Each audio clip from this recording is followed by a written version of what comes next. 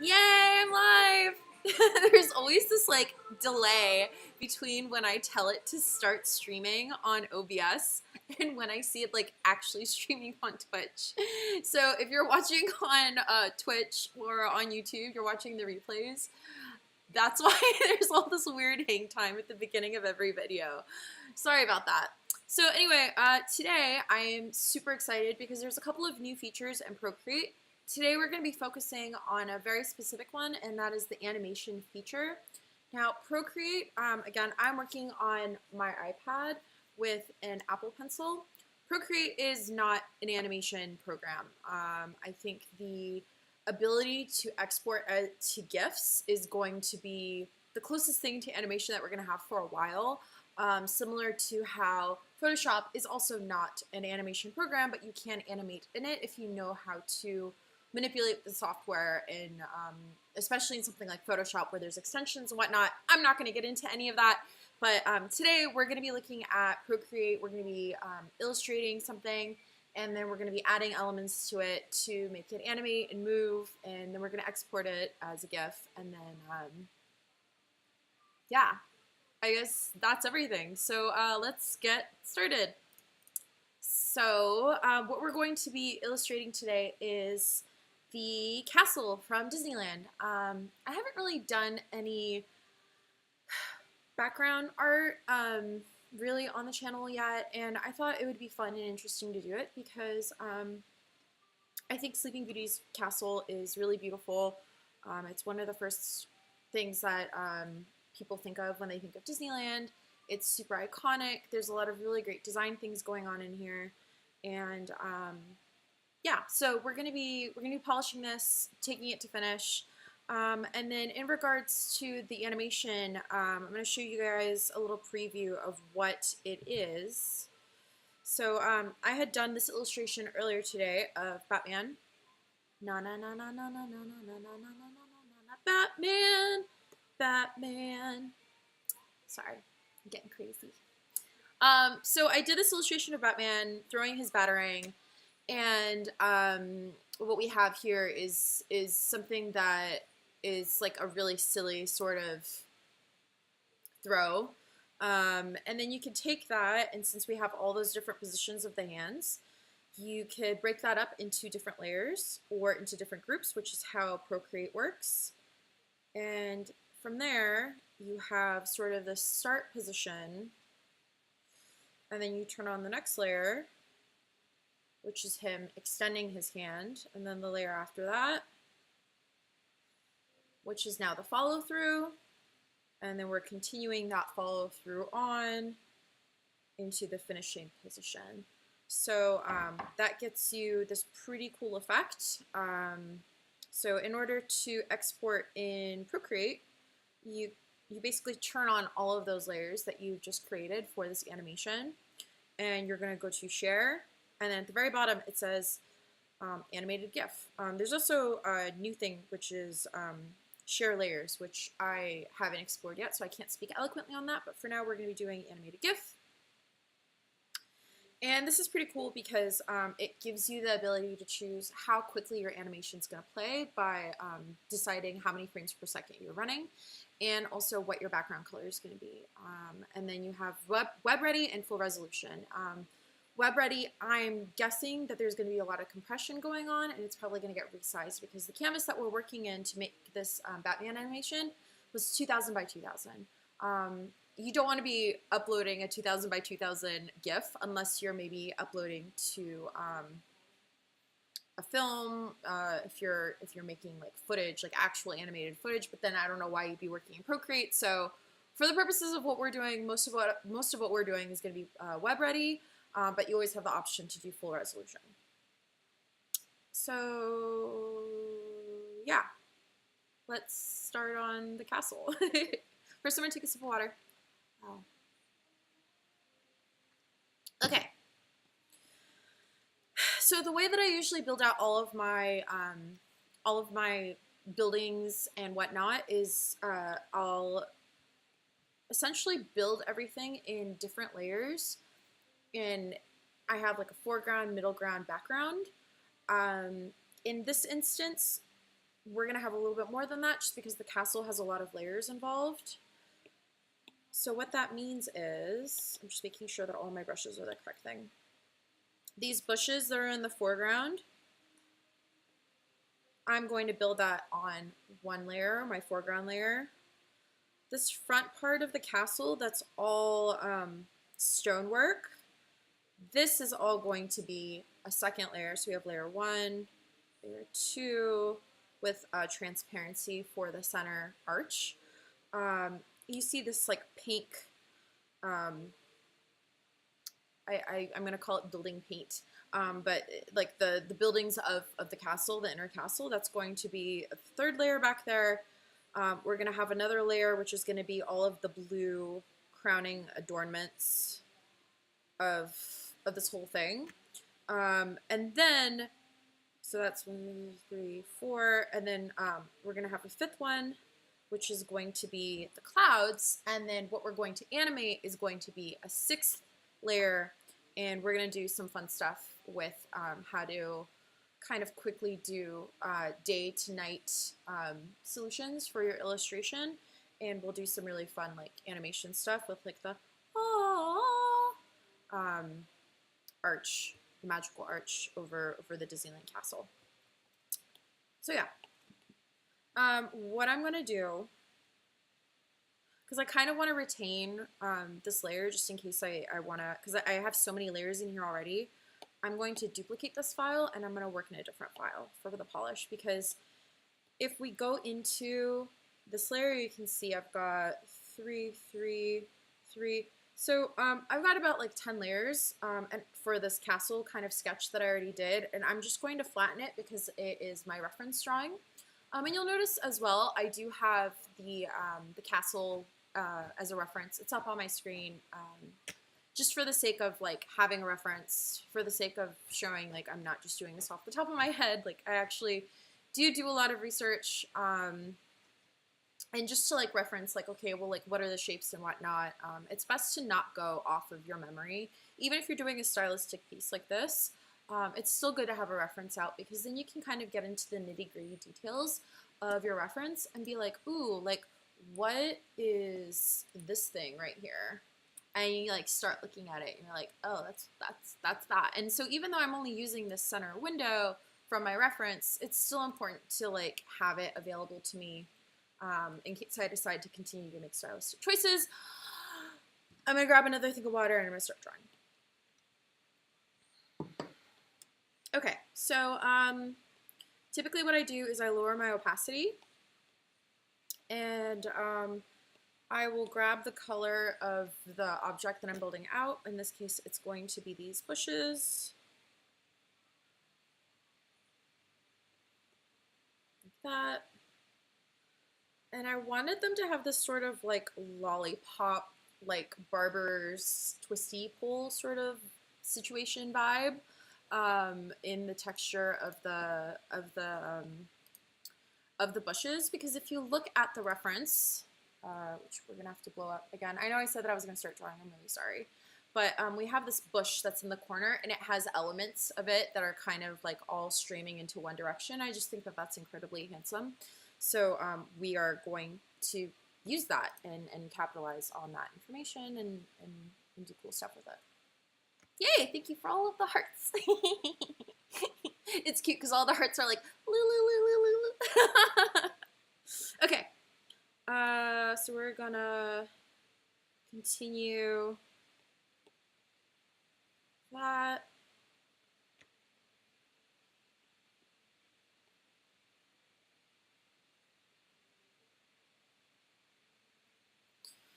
So we're just doing the outline of this bush.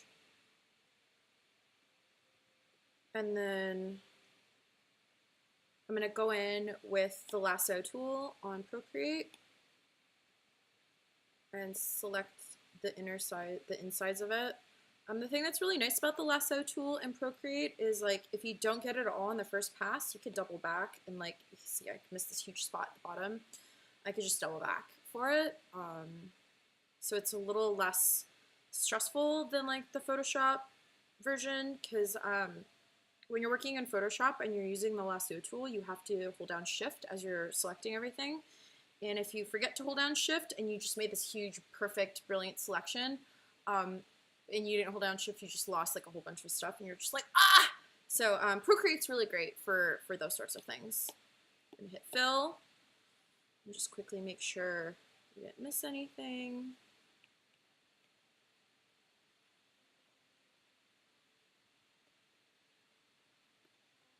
And as I'm drawing, feel free to ask me questions, you guys. Like, just because like I have like a game plan for what I'm gonna do today. Like, I do have a lot of hang time planned for like any sort of questions, or if you guys see me doing something that's like really technical, or maybe I didn't explain something, like please ask, because I started this Twitch channel because I really wanted to share sort of my insights and I don't know, like show people that like being a professional illustrator, like it's not magic. There's a lot of problem solving. There's a lot of like brain juice that goes into this. Yay, Kawaii Chiki, hello! If you guys get a chance, follow Kawaii Chiki. They make the cutest illustrations. I love it. It's like if you love Rilakuma and you love Ki Torikiri, you're gonna love their channel. How long have I been drawing with the iPad? I started drawing with the iPad about a year ago when I started working for a company called BLT. They do advertising, but mostly their specialty is key art or movie posters. So we just always always worked in the iPad. It was just such a quick and efficient way to get 10, 15, 20 drawings out in one day. And it sounds like there's a lot of companies that are moving in that direction as well, because it's cheaper to get an iPad. It's much faster to get like updates and problem solve an iPad than a computer. And it's much cheaper than like a Cintiq. So yeah, that's a good question. Thank you for asking. Oh, so we're gonna do a little trick. I'm really big on cheating when I work on any project because I usually have a limited amount of time to get stuff done. So we're gonna go into our drawing guide. We're gonna tell it to edit. We're gonna hit symmetry. I don't know if you guys can see the menus as they're coming up, and I'm telling it assisted drawing. So and then if you open up your layers, it'll show like, oh yeah, this is an assisted layer. And so basically what happens is it forces symmetry on your illustration, which is like super helpful because I'm always in a rush. I'm always being rushed by my clients. I'm always being rushed by my boss or like whoever it is that I answer to get stuff done, because that's just the nature of the work. So wherever you could find these spaces to cut corners and cut time, take it. I call it cheating, but I really don't think it is. Like, you're just trying to get your job done, and as long as it's getting done, like, I've had bosses just be like, I don't care how you get it done, I just need it done. And I'm a huge believer in that. I think the only downside I would say to this is when you do selections and you do fills, I'm pretty sure, we're gonna test it. Yeah, so when you do fills, when you have drawing assist in Procreate, it's like rotational symmetry or the grid lines, it won't work. But for the sort of detail stuff, it is super helpful. But that's no big deal. We have our lasso tool, which is really fast and really efficient. Now, if I was building this out for animation, I would be keeping in mind that somebody might be wanting to do a moving pan through this shot. So as you can see, I'm selecting only the stuff that I see to fill it out, right? But if there was a moving pan on this shot, then there's a huge likelihood that these bushes in the foreground would have a little bit of movement to them. And if it moves too much, you're gonna start to see sort of the cracks in the wall. So that's something to think about when you're building stuff out for animation. Think about the fact that there's going to be parts of your illustration that are going to have to move and kind of reveal the cracks. So be sure to be diligent about those sorts of things and keep an eye out for opportunities to just polish the corners and make sure that everything's being filled out. I actually had that problem with that Batman Batarang illustration that I did earlier. I hadn't considered the way that Batman's glove is going to change, and then like I had only painted half of his chest, and then I had to like figure it out last minute as I'm animating, and it was just a total pain. So as with anything, like it's best that you think ahead and do your best to kind of minimize the amount of like housekeeping that you have to do in your illustrations. That allows you to like really have fun and like enjoy what you're doing and not like have to do like grunt work, because grunt work's not fun.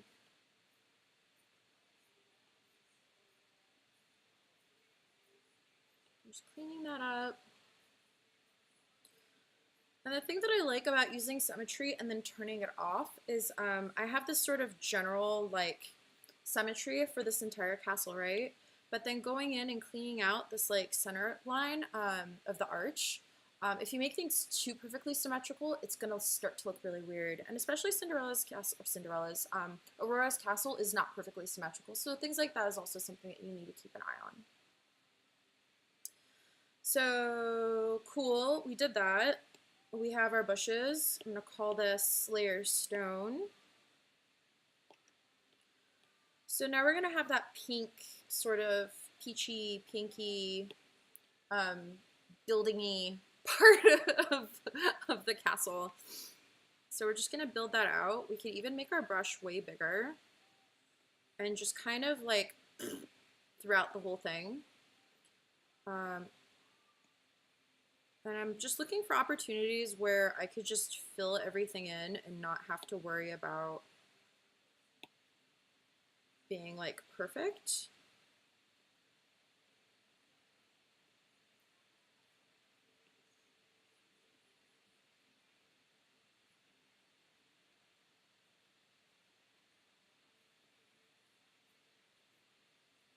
So notice I'm just going like straight through and I'm picking up like the big parts of my composition and building that out first, because I do this sort of like cutting technique with my illustrations where I basically will like build everything out. Like imagine like you're cutting out everything in construction paper and you're laying it out, and then afterwards you cut all the little details in your construction paper.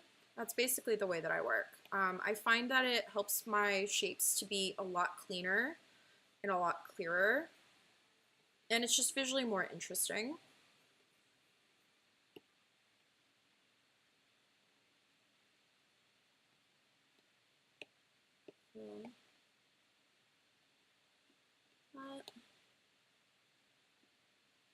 And I'm not worried about this part right here because it's going to be covered with blue. I mean, I could clean it up, but I do want the blue to like perfectly like cover it.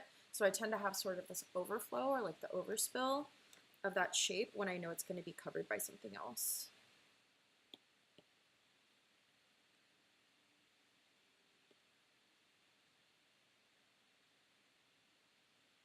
And the brush that I'm using is the modified version of the script brush in Procreate. I think the only thing that I really changed to it is the opacity. So if you guys are wondering sort of what I'm using, that's that. And again, like I use this like sort of really wide brush because I find that it like, I get to move a lot faster because like time is money.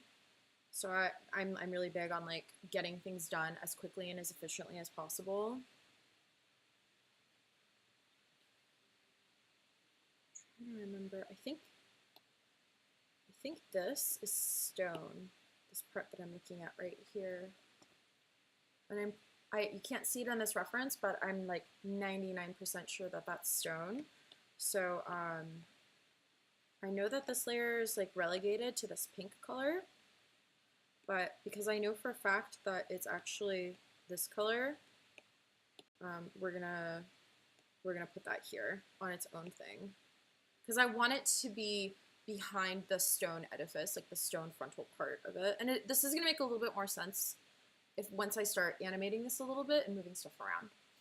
Oh yay, I am so happy that you're finding this helpful. I'm doing this because like I really just want people to know like there's like so many different ways to like work, and it's like totally like not a mystery like that is meant to elude you. Like it's those tools are there for you, and honestly, some of the stuff that I know about in Photoshop and in Procreate and iPad is thanks to other people that have taught me and have mentored me and tutored me, and so I'm so glad.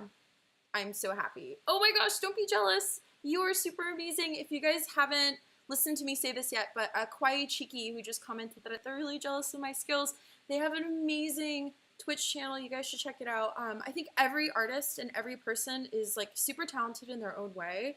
The thing I really like about Kawaii Chiki's work is it's like very like clean. It reminds me a lot of like Korean style illustrations. They have like a very specific look. It's kind of got this like cute round like mochi chibi sort of vibe. It's super super cute. It's just like so clean and beautiful. So yeah, like thank you. And I'm also super jealous of you, and I'm so happy that you guys are watching and you're like learning. Like I'm so relieved. I'm sweating. I'm gonna drink some water and calm down. Yay. Okay, we're gonna rename this Stone 2 because you gotta make sure that you're renaming everything. I lecture about this in every single video that I do because I think it's really important. Because somebody else might end up getting into your files, especially if this is something that you want to pursue professionally and you want to become a professional illustrator like myself. You got to assume somebody's going to end up in your artwork. So you really got to be sure that you are labeling everything and just giving people like all of the information that they need in case they need to go in and like change stuff and move stuff around. With that is also this like very delicate balance of like layer management and like how many layers is too many layers, and like when I have to send a file over, it's like how much of this file does this person need. And then there's also like it's like a secret that like I don't know if a lot of artists will admit this, but like if we know we have to send a file out and it's going to somebody that may not necessarily have artistic abilities, but they have a need to alter the artwork, I will make parts of the artwork unalterable because sometimes people that may not necessarily have the experience or the knowledge that you do of a project, they'll start to move stuff around, and it may not necessarily be the right call. So an example of that would be when I was working at Scopely, which is a mobile gaming company. There was a group of characters that I had designed, and there was somebody over in social media, and these social media jobs are becoming more and more prominent, and social media people are super brilliant. If you ever get a chance to like talk to somebody who runs a social media like channel, like pick their brains because they're like so brilliant. They know what they're doing. They have like this amazing marketing background. They're really good with people.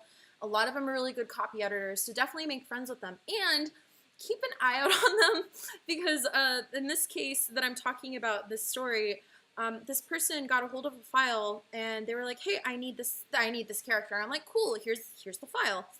And what they did is they mirrored the character. And there's a lot of characters that you can mirror. So what I mean by mirroring is like, you have a character that's facing like this, right? They're like, hello.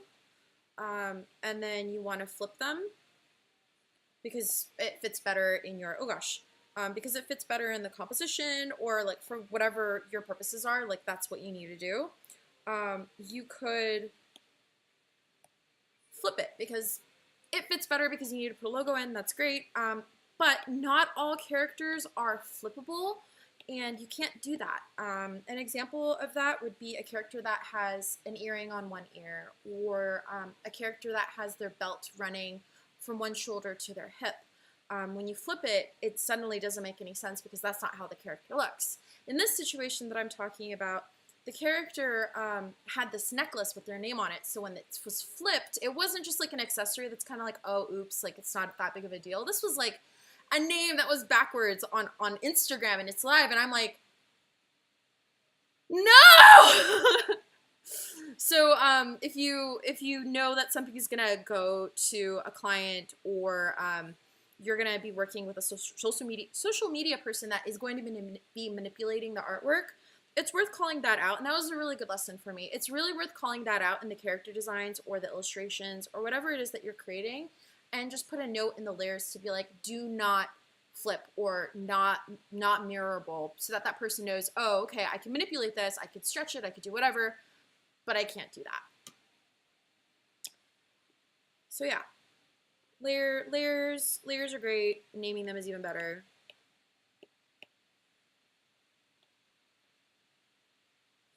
Cool, so we've done that. And I'm using this, like, normally when I'm using the script brush on my channel, I'm usually doing line work that's like really teensy and like really precise, and I'm just like, ooh. So it's like a huge relief that I could just be like, and it just like goes everywhere and it looks fine. Cool, so we're gonna do that. Take that across. And then we have that here. Today we're going to be using a lot of clipping masks for our illustration because we have these like little gold spires and these gold tips on top of these towers, and it's just going to be a lot faster if we just do it a very specific way. Okay, so we're going to call this blue one, rename, blue one. And then, you know how we made this like stone wall back here, its own layer? We're gonna do the same thing for everything that's basically on its plane and going backwards. So actually I said that there's gonna be like 5 layers. There's probably gonna be more like, or layers, levels. There's actually gonna be more like 6 or 7 because I wanna be able to move the like castle a little bit and have this sort of camera move.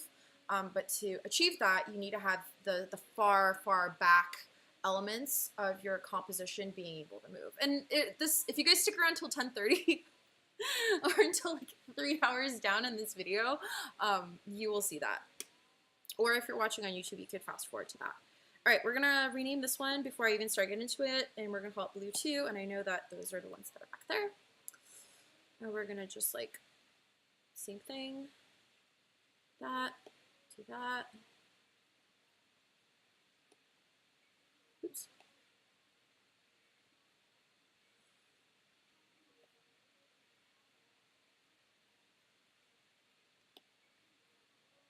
And these are actually going to be behind the pink when it moves.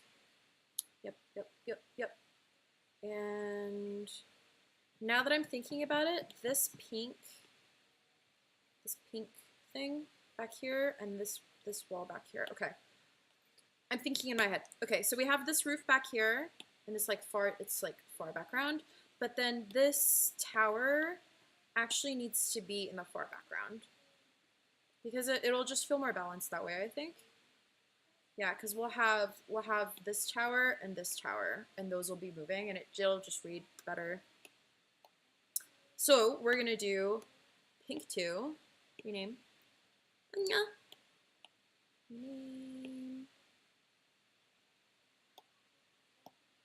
So yeah, anybody that's watching, if you guys have any questions as I'm working, or if I'm doing something super fast and you missed it, like don't be shy. Please ask me questions. I love answering questions, especially if it's like a really like technical question, like you're not sure how to do something. I feel like I'm here to help you be better and to achieve your full potential. So please don't be shy to ask.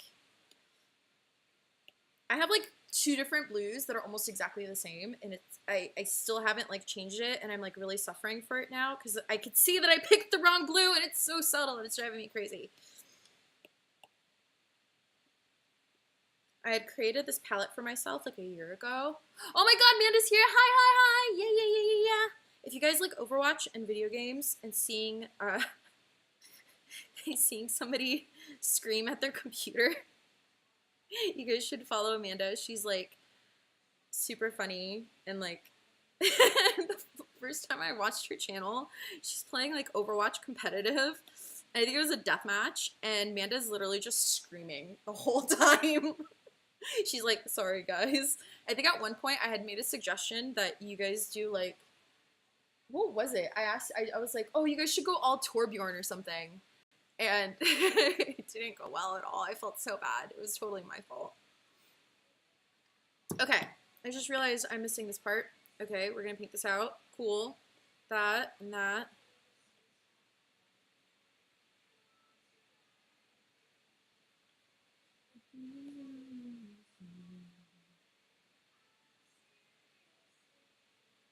So I've gotten really into this new app. Well, it's new to me. I'm sure it's been around for a while. It's called Eat This Much. I use it on my iPad, my iPhone.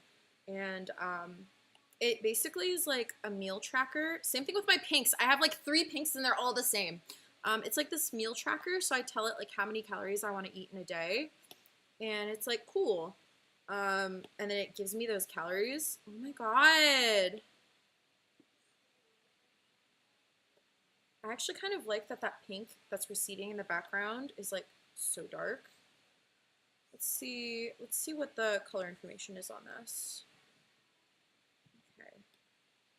So why don't we do the same thing for this one? Go a little bit darker.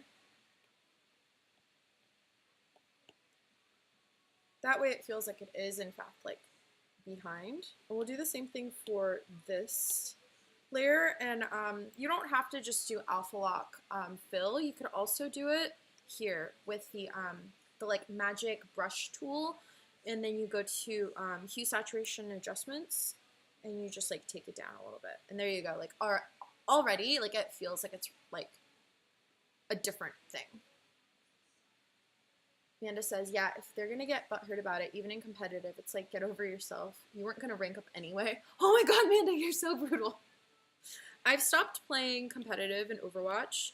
I find that I'm like overly self-absorbed and like overly like butthurt, and like, I don't know, my ego gets hurt really quickly, and so I just don't put myself into positions where like I get competitive, because if I don't win, it's like soul crushing for me. I actually found out today that there was this position at Disney Publishing, and they passed on me, and I was like so upset.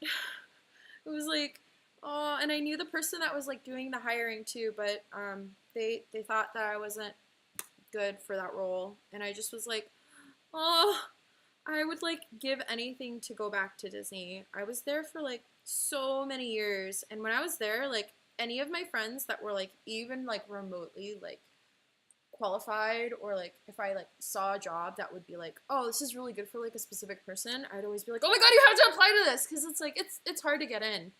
And I was like, oh, maybe because this person worked with me before, maybe they'll pick me. They didn't. I was like really sad. Yeah, I'm sorry to be a total downer, you guys. I'm like still really upset about it. Okay, I realized that I had made a mistake over here. So you see this part of the castle? This thing is supposed to be, my brain stopped working. This tower is centered through it. For some reason, oh, thank you guys are so nice to me. I hope we'll get back. And then when I get back into Disney, I'm gonna bring all of you with me. That was actually like my favorite thing at Disney, was like either trying to get other people in, or like if I couldn't get them in, I'd be like, do you want to come over and have lunch? And I would just like walk them around like the Disney campus. It would make me like so happy. So you guys see how this tower is like not centered on the left? It's driving me crazy. So we're gonna fix that. And all I have to do, and again, this is why we work in like a whole bunch of different layers, so that we could really easily move stuff over and like not like mess anything up in our composition. So layers are your friend. Layers are amazing. Cool. So we're like halfway done with this illustration. Working in like these big like swoopy lines is like a super efficient way to get stuff done. That being said, we still have a lot more to do. Okay, so we're gonna do the gold cone things. Hi, Jeannie! Yeah, my friend Jeannie. Jeannie's known me since I was in middle school. Hi! It's like, it makes me so happy to like have my friends like hang out with me. I'm literally, guys, I'm freelancing, I'm unemployed, I don't have anything to do, and no one talks to me all day. So I'm so happy that you guys are here. It makes me so happy. Okay, so I just did something, and I don't think I like called out what I did. So what I just created was a clipping mask. So what is a clipping mask? Why do we do them? How do we make them? A clipping mask basically is a layer that is married to a different layer. So all you do is you select the layer and you tell it clipping mask, and it has to be above. In Photoshop, it's the reverse. It has to be below, but right? I'm pretty sure. But in Procreate, it has to be above it. And what it does basically is, here, I'm going to show you. I'm going to take it off clipping mask, and I'm going to do a scribbly scrib. So you see how I did this like really disgusting big yellow blob in the middle of my drawing? Well, if I clip it to my blue tower thing and I go clipping mask, it'll only use the alpha information of whatever it is I clipped it into. So it's a mask. I don't know how else to describe it. I hope that makes sense. Or maybe I'm like totally over like explaining it and it's starting to get really annoying, so I'm just gonna move on. So that's how we're able to do like all of these like spires like super, super fast. Oops. Oh, that's in the background. Don't worry about that. That here. Here. And I'm just kind of looking at the other lines in my composition. So you see how there's this like, this line right here. I'm like centering it so you guys can see it. I'm looking at that line and I'm having it extend across to these like golden pillars so that it feels like it's like going across. Credit cards are the clipping masks of cat eyeliner. Oh my god, that is like totally true. Oh, Jeannie's saying, I believe you mentioned something earlier today about a possible Disney job.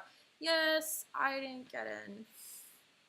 There was a recruiter that hit me up on LinkedIn and they were like, hey, can you do this, that, and the other? And I was like, yes, and I like money, and I'm available, and I don't care what you pay me, and what is the job?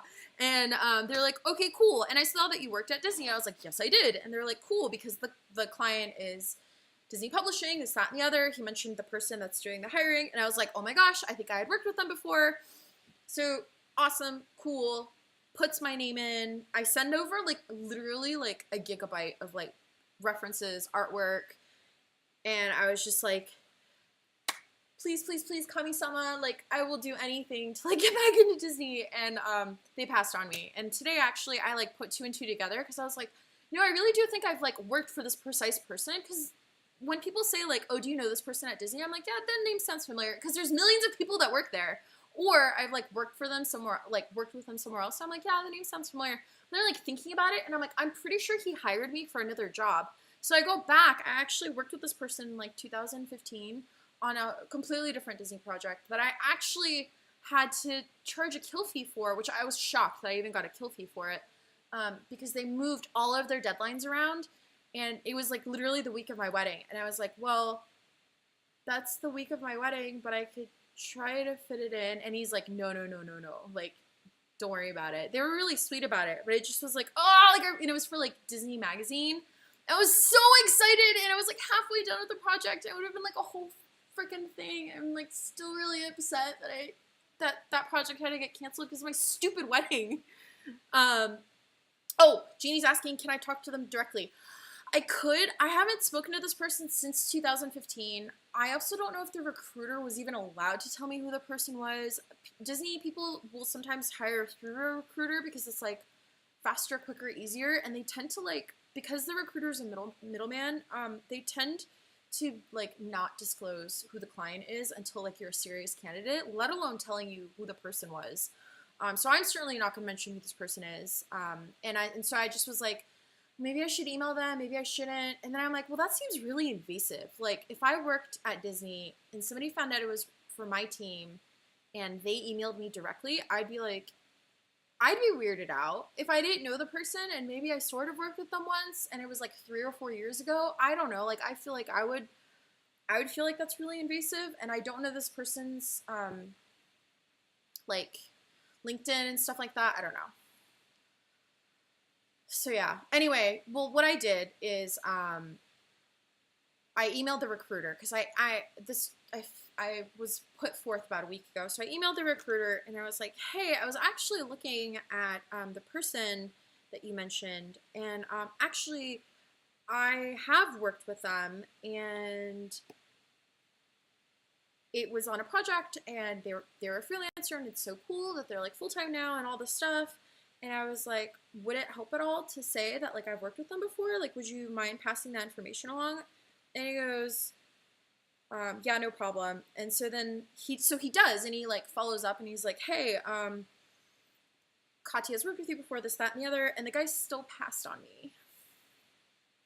So, like, the recruiter did everything. Like, he put in that, like, he knew me, and they passed. So yeah, I think if I hadn't told the recruiter that, I think maybe I would have, like, emailed them. But I don't know. I think it's really tough when you work at Disney.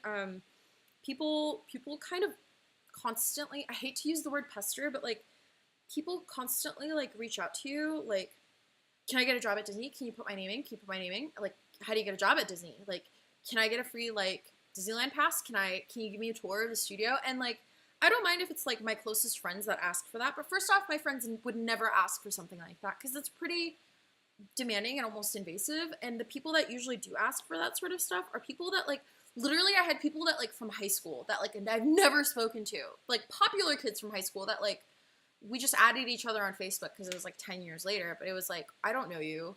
And they're like, hey, cool, you're at Disney now. And I'm like, yeah, it's great. And they're like, so you're at Disney now. And I'm like, I see where this conversation is going. And, like, literally 2 sentences later, they're like, so can you get me, like, tickets? Like, do you get free tickets? And I'm like, well, technically, yes, I do get free tickets, but I have to, like, escort you in and this, that, and the other, blah, blah, blah, blah, blah, blah, blah.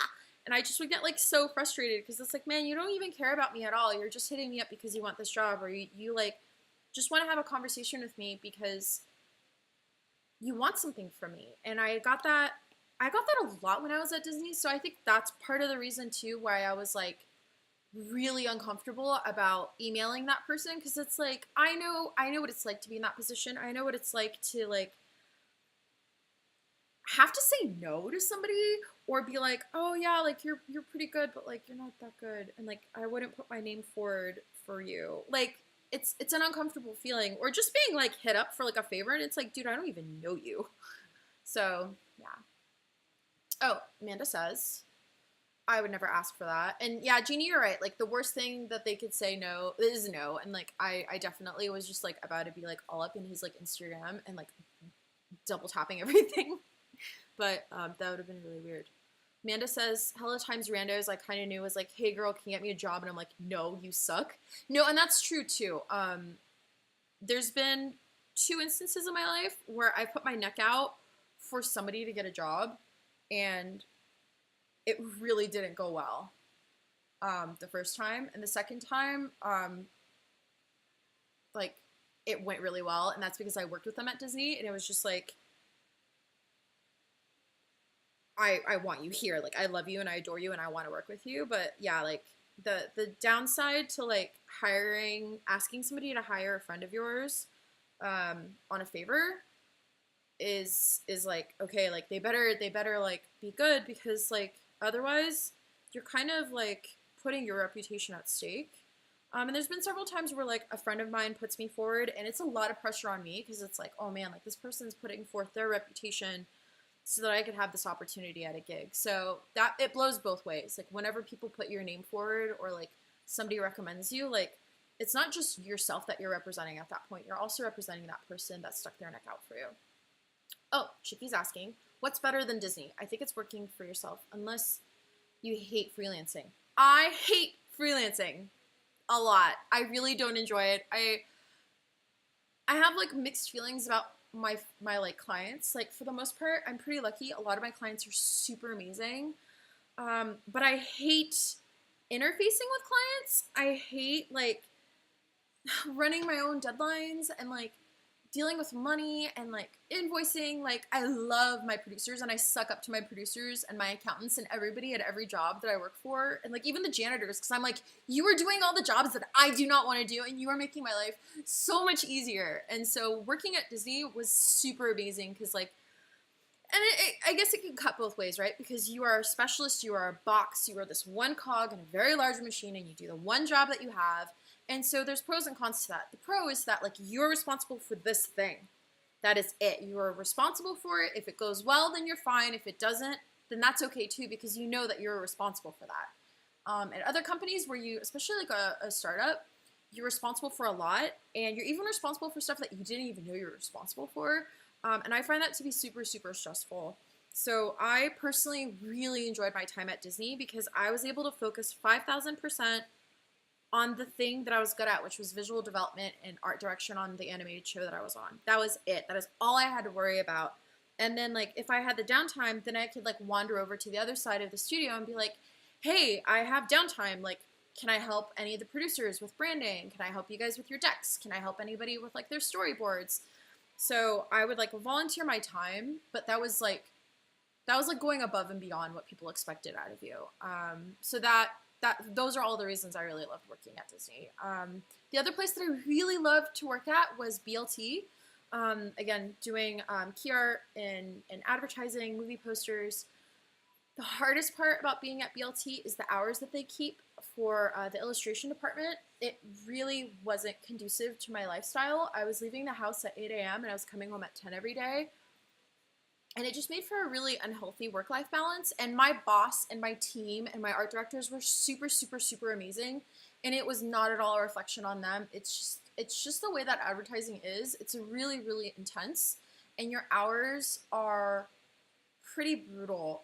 So anyone out there that's like watching that you want to get into illustration, you want to get into advertising, know that that could be something that's going to come down on you. And my team tried really, really hard. The head of my department tried really hard to help me with my schedule, but it just was like, you know, even with like doing all of the adjustments, I was like, great, I gotta come home an hour earlier, but I'm still leaving at like 7 or 8 and I'm coming home at 9. It's too much, you know, and it really just, I couldn't do it anymore. But aside from like the time, like work-life balance stuff, BLT was a really great place to work. I really liked it because there was so much to do all of the time. And I'm sweating. My glasses are fogging up. I don't even need glasses. These are like my like show off glasses. Like, check it out. I'm a Korean pop star glasses.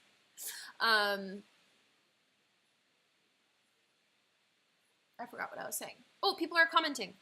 I'm so passionate about it and I want you to be happy. Thank you, Jeannie. I loved working at Disney. It made me so happy. And it's weird because I'm not a crazy like Disney fan in that like anything Disney, like I'll buy it. It's more like I just really love vintage Disney. Spite? Why did it rename to Spite? And like that's why a lot of my stuff has that sort of vintage UPA old school Disney vibe, and a lot of the stuff that I draw and paint tends to be also pre-90s Disney, especially like the mid-century modern era is like my favorite Disney era. Gold tops, good tops, fine, close enough. Yes, it was amazing, and the hours were so awful, but again, like the company culture was amazing, the projects that I worked on was amazing. The flip side is I had pretty good hours at Scopely. When they laid me off, they made me sign paperwork to be like, you can't talk about your experience here. So I guess what I would say is like, even though it was a startup and it was very relaxed and there's like a lot of great stuff about that company, like we got massages, we had free lunch, breakfast, and dinner. You worked on like really high octane stuff, but mobile gaming as a whole, the whole video gaming industry is super, super intense. And they also don't have show off glasses. Yeah, I actually have a couple. I have a really cool pair. I'll wear it next time. It's like unicorn frames. They're really, really pretty. They're like iridescent. But yeah, Disney was the best place. Let's go back to drawing. Cool, so I've like been renaming everything. I also want to do that clip mask into the buildings because there's like a lot of like tiny little bits and details that we want to get into like the pink part of the buildings. So we're going to clip mask that. I'm going to rename it details. I think we're going to want to scale down on our brush. And then we're going to go back to our drawing guide. We're going to hit 2D grid. We're going to hit done. We're going to make sure, one way to turn on drawing assist, if you're not doing it straight out of your canvas stuff, is if you tap on your layer, and then you can click on drawing assist and then it'll show up. And now, because this is a grid layer, it's gonna let me do straight lines across this pink. I don't know how visible that is because we're using pink. So for now, we're gonna do it in black. So you guys can see, like, it just automatically goes like straight lines, and it goes for up and down. Another cool thing about Procreate is if you, and this will work even if you're in Drawing Assist. So I'm making a line diagonally and holding it. It'll snap to that diagonal line, and now I can move it around. So you can make straight lines that way. You can also do, and I'm gonna have to show you this on a different layer, you could also do circles, and you hold it, and the circle will become like a perfect circle. Same thing goes for, I think, curves. Yep. And I think squares. But you have to do the square pretty like on point. Yeah. Let's see if we can do it.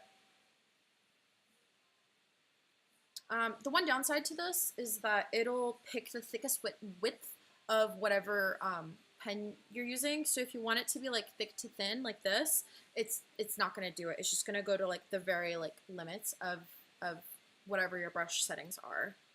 So it's good if you're doing like stuff like monoline for like the autocomplete. But once they like released that, I think that was like 9 months ago, 10 months ago. It's really helped doing, especially when I was at BLT and just doing all these like big, huge, like layers of like shapes and things like that, building out characters on top of them. It just was really helpful to have that as an option. And this also applies to erasing too. And this sort of guided vibe situation that we have going on here, I'm going to show you guys really quick because I think this is like an unsung hero in Procreate. A lot of people don't like drawing backgrounds, and that's understandable. I think drawing landscapes, drawing environments is super difficult, but Procreate has a drawing guide that's called Perspective. So tap twice and you basically have like a 2-point perspective. You can tap a third time for a third point. So say I was working on Spider-Man and I had to build out a street. I would tell it to do Drawing Assist. And I know that I have like this giant building in the middle of the street. These other buildings here. I know that I'm going to see a bit of the street down there. Maybe have some other buildings. So you would just start building everything out. And all you're doing is using Drawing Assist. And it's like, oh, it makes your life so much easier. So even if you're not very good at like doing this sort of stuff, like Procreate makes it way easier for you. Remember Saroz? Oh, I didn't have Saroz. I think I had somebody else. But yeah, like I think also this would be really good to use for, you know, talking about Amanda. Amanda and I went to college together, so we've lived through some stuff with our art teachers. I was watching somebody else's channel, whose name I cannot remember right now, but they were doing some really fun character design stuff. So you could also apply this to character design. And the character's kind of moving.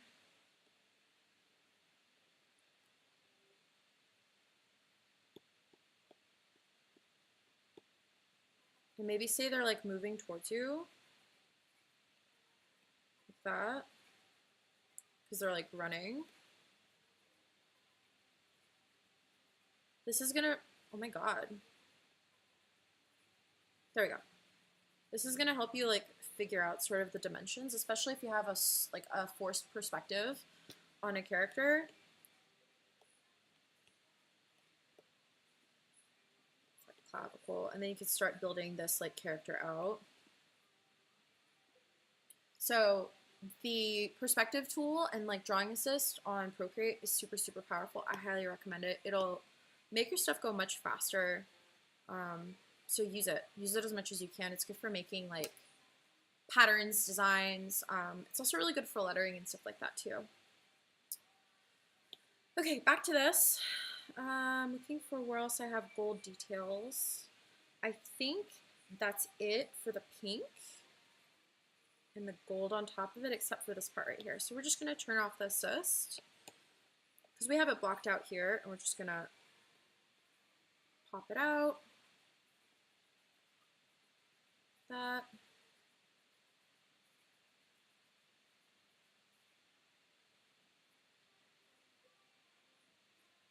Yeah, yeah, yeah. Actually, I'm just gonna go straight across, and I'm gonna erase into that. Sometimes I find it way easier to just like erase to make curves rather than like try to make them and then fill everything else out, if that makes sense. Every prof had a hard, I'm so jealous. Yeah, I don't know who that TA is. I TA'd for Marjan for the life drawing class there, so maybe that's why I didn't have him. I had JJ. He was my main TA. It's a good time. I want to hear more about the She Needs You art you just had up. Oh, sure. I could show you now. I don't remember what I was watching, but there is some line that was like, "She needs you," and I was like, "Oh, that's like a really nice line," and I'd like to do the calligraphy for it. And so I did it. I'm gonna throw all this stuff into a layer so you guys can see sort of the process behind it. So literally everything I do is layers. We'll make this background color white. So the first drawing I did was this, and it was just kind of like whatever. I'm really working on my lettering. I've talked about this in other videos, and flourishing is really hard. So I've been trying to level up my flourishing. So that's what that is. Oh yay! Thank you. Yeah, I don't have my notebook with me, but I've literally all I've been doing is just lettering like a crazy person. So thank you. I'm glad that it's like getting better. Yeah, flourishing and filigrees are really, really hard. They're like their own mastery. And that's why like I really like to celebrate like other artists. Like when people say like, "Oh, you're so good," I'm like, "Yeah, but you're so good." Like everybody has their own strength, and I feel like my lettering is like super mediocre compared to this one girl named calligraphy. Like she has like this weird like play on her name. She does like the most amazing calligraphy, and like when I do calligraphy, I'm like, okay, there's the H, and I'm just like trying to like figure it out. So I'll like do all of this. Oh, this is like not going to be cute because I'm not using the right brush for this. Let's use brush pen. So I'll be like kind of figuring out my general forms, right? And I'm like, okay, like this is like pretty standard. And then I have to like plot everything else out, and I'm just like, okay, well, like if I want to flourish this, then how am I gonna do it? And I just kind of like, futz with it for like forever, and it all looks like garbage to me. Because like I follow all these amazing calligraphy people on Instagram, and I'm just like, oh, they're so good, I don't understand. But it's because they do this all the time. Like literally, like I do this for 8 hours, I draw for 8 hours every day. They do calligraphy for 8 hours every day. So I guess I need to just keep doing it. Just like I tell you guys to just like keep drawing until you get better. Like it's literally the same. I want to cry because my calligraphy's not that good. Amanda, I could barely write. I have no idea how they let me graduate. Oh my god, Jeannie's dad does calligraphy. Wait a minute. Does your dad, Jeannie, does your dad do, you guys are Lebanese. Oh my god, my ignorance is showing. Arabic. Oh my god, Arabic calligraphy is like, you guys don't even understand. Like everything in Arabic, like really fast calligraphy lesson. So if you're doing like vintage, old school, like black letter, what you do is you do 3 to 5 nib heights, and then that dictates the rest of your like your lines. So like this is what your A is gonna look like, and your B, and it's based off of like that formula. Arabic is like on a whole other level. Like this formula is like for everything. It's like 1, 2, 3, 4, 5 strokes is like one swoop, and then like 2 of these down is going to be another one. Like the math and like the beauty and artistry of like Arabic calligraphy, like there's a guy that I follow that I think does like that sort of calligraphy, and I'm just like, oh my god, it's so amazing. Like, because it's already inherent in the written language, and I think everyone that could write it like automatically has amazing penmanship, because you guys are like constantly like doing like the math in your head of like how big something is supposed to be, you know. I know Japanese is somewhat similar. I think a lot of like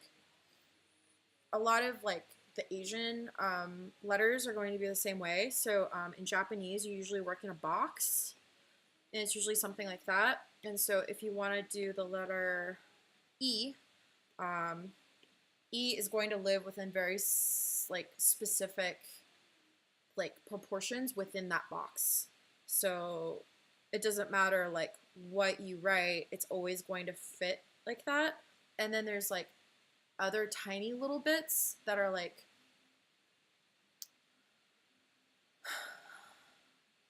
nyo.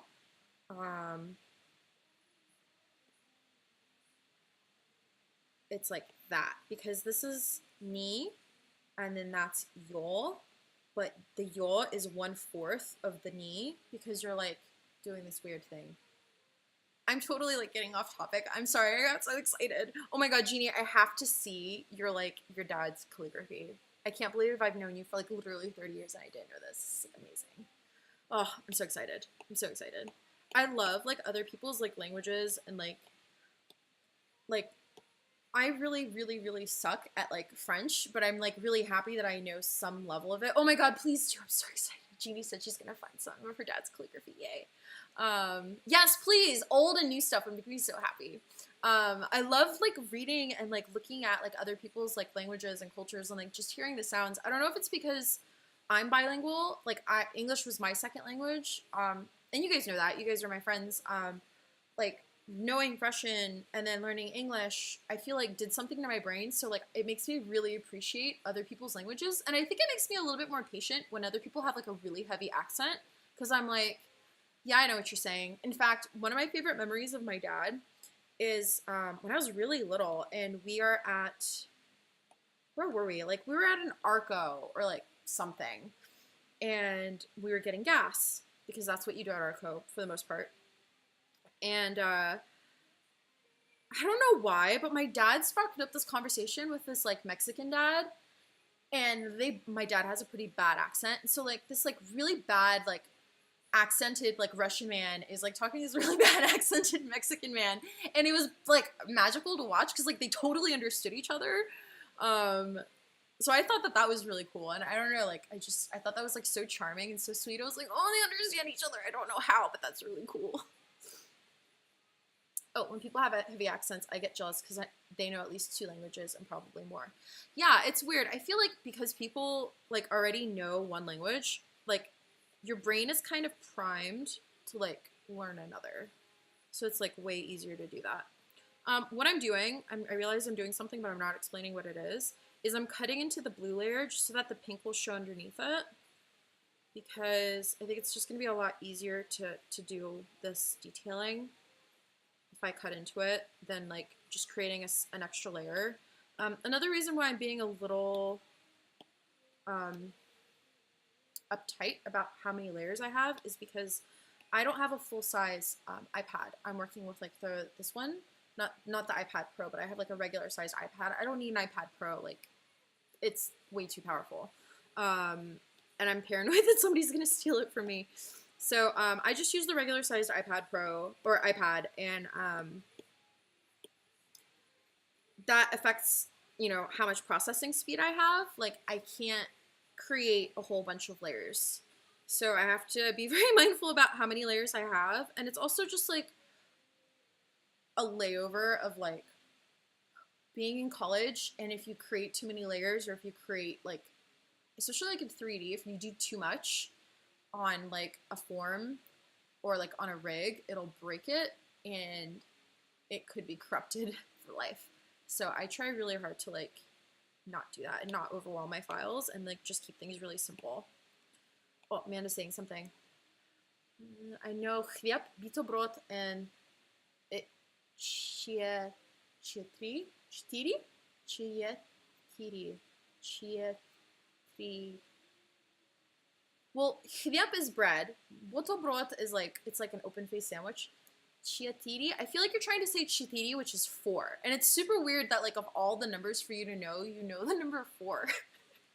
A friend of mine, because you're saying like, Amanda's saying she knows a lot of languages, but just enough to be useless in all of them. A friend of mine just knows how to say, I am a large apple in like over a dozen languages. It's like super specific, but she'll like, she went up to me, she's like, how do you say I'm a large apple? And I'm like, in Russian? She's like, yeah. And I'm like, Yaboshaya Yablaka? And she goes, Yaboshaya Yablaka, Yaboshaya Yablaka. And she's like running around. We're swing dancers. So she's like running around the dance floor, like trying to remember it. And every time I see her since then, like, she says like Yaboshaya Yablaka. And I'm like, girl, how do you know? And she knows it in like a ton of different languages. I'm like, very impressed. Super bizarre. But then it makes me wonder, like, does she find similarities in like all these different languages? Like, I know chai, like chai in Russian, and then you have ocha in Japanese, cha in Chinese. I don't know if it's something similar in Korean, but I know it sounds super similar. And then like in India, it's like chai, and then in like the Western world, it's like tea, which is super bizarre. Like I always thought that that was really interesting. Bolo boy, bolo boy. Oh, gula boy, which is blue. Oh yeah, color terms is like another random thing that I really like. So Amanda's talking about blue, the word for blue, goluboy, but there's actually 2 words for the color blue in Russian. I don't know why. So this is goluboy. This like sky blue color is goluboy. This is sini. We have 2 words for the color blue. Yeah, it's super bizarre. Color terms is actually, if you Wikipedia color terms, every like 6 months, I just like re-Wikipedia and reread this article. I really should just get a book on it. Color terms are a really fascinating subject. So a lot of different cultures develop at different rates, right? But one thing that's pretty consistent is color terms. So the first 2 color terms that tend to evolve is like usually like red and yellow, because I think there's like light and dark, but that's technically not a color, it's like values of light. So like the first colors that like get developed or like are like discovered or said in a language is like usually red, yellow, orange, and then as you go on you get green, and then I think the last colors that usually get a color term are like blue, pink, and purple, because you don't really encounter those colors a lot in the wild, and there's really no need to know them. And my assumption would be that you would associate stuff like red with fire or meat, and things like yellow with like dirt or something else. No, it's totally fine. I'm totally happy to talk about this. I like geek out about color term stuff. But yeah, isn't that super weird and crazy? I really love that. That like different colors. Oh, in China, king was the word for the color green, but it also meant blue. So actually, if you say, we talked about this in It's a Small World, the animated series, because I was like, I wouldn't shut up about how fascinating this was. If you say king to a very, very old Chinese person, I think this is based in Mandarin, they will think either and, green or blue. Did my video just stop streaming? Okay, I'm back. Sorry. But yeah, I thought that that was super interesting. Is like the color green and blue is like the same color term in China up until like pretty recently. Okay, I'm done talking. Let's do some more work. Cool. So we have pretty much all of the main stuff. Oh, okay, I'm back. I'm here. I'm good. I'm literally pulling my hair out because I'm sweating. I lightened my hair today, guys. Can you see? If you can't see, then that's good, because I don't want it to be very obvious. So we have all the like main stuff in here. So what we're gonna start doing is we're gonna put in all the details for like the stonework and all the other stuff. So we're gonna do clipping masks again. Rename it.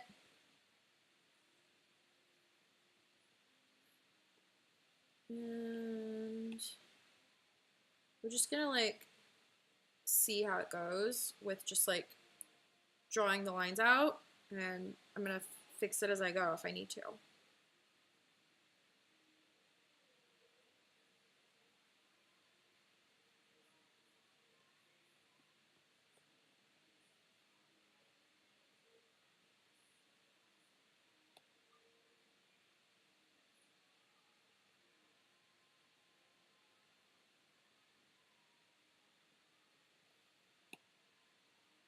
It's like so like uninteresting, I think, this part. Oh, I forgot to do this part. So there's these sort of indents in the stonework. So I want to honor that in my illustration.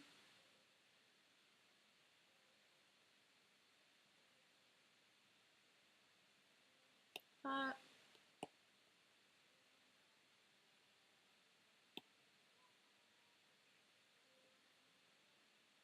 But yeah, don't think that you're distracting me. I really appreciate having like questions and stuff. Because I'm lonely. The more I'm doing this, the more I'm realizing I don't think I want it clipped in. In fact, I kind of hate it in general. I just don't like that my like line is getting thicker and thinner. So here's what we're gonna do. I'm gonna clear that, and we're gonna do something that I employed for an earlier illustration. It was for the Cheshire Cat. Oh my god. So I did this illustration yesterday afternoon, and you could see that I have this like white line that's cutting into him. I kind of like that. Thank you. I really like this solution, so I think I'm gonna experiment and see how it looks here. So we're gonna unclip that, and we're just gonna have it be a white color. We're gonna go to our monoline, and monoline's really great because it just keeps the same line width across the board. So this is sort of the point in my illustrations that I usually start experimenting more because I really just don't know how something's gonna look. And I just have to experiment with it. And I think it'll be a handsome solution if I do this.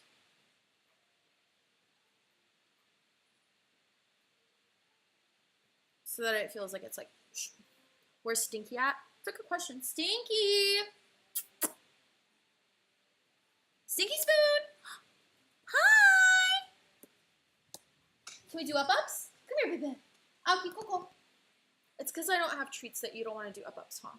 Alki, Coco. Come here. Alki. I don't have any treats, so my dog doesn't want to come near me. Alki. Come here, mummies. Come here, mummies. Who's a good dog? Come here. Stinky's here. She's here, but she's not here. I think she knows that people were asking about her, so she's like, no. I have like the best horse dog ever. She's like super sweet, but literally nobody else gets to enjoy like how sweet my dog is. Oh, now you want to come over? Can we do up-ups? Okay, cool. Oh, shh. Can't see my green screen secrets. Stinky, come here. It's because our house is really messy and I don't want you guys to see it. Stinky. Come on, baby. All right, that's it. No more up-ups for you. Stubborn. But yeah, I feel really lucky. I don't know if anyone else has this like problem, but like my dog like really doesn't want to be around anyone else but me or my husband. And so it's like, I promise my dog's really friendly. I promise my dog's really cute. You'll never know. There's no way for me to prove it to you, but she's cute and she's friendly. Damn it. Sorry, I have to like focus because this is taking some like brain power that I don't really have readily available.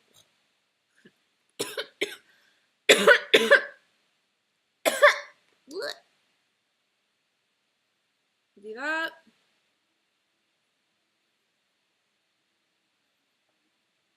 And then I don't know how I want to finish that off because I feel like if I do this, it's gonna be like totally separated from everything else.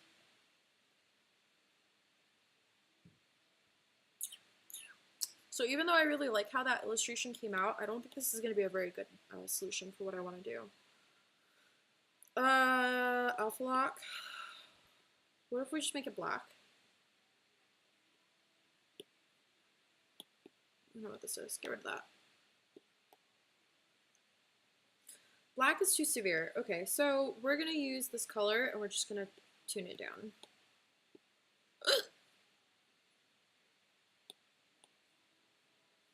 Alpha lock. Fill air. Okay. Yeah, I think we're just gonna have to do this because for me to do this sort of animation stuff I want to do later, I just that's what we're gonna do. Oh, Amanda says my foster dog right now is so nice and kind at home, but as soon as he senses a stranger, he goes insane barking. Yeah, we had that problem the other day. I don't know. Like, is there like a reason why they do that? Do you know? Because like this is my first time having a dog, and like I love my dog and like I want to help her, and I just feel like I don't know how because she's like so terrified of everybody, and I'm just like, well, I want you to be socialized, but I also don't want you to be terrified of everyone. So if you have any tips, I would really like to hear it. Guys, I don't know how I feel about this illustration. I'm having one of those moments where like I'm questioning everything about myself and my life, and it's like a really unpleasant feeling. I feel like I want these to be just like dark. That.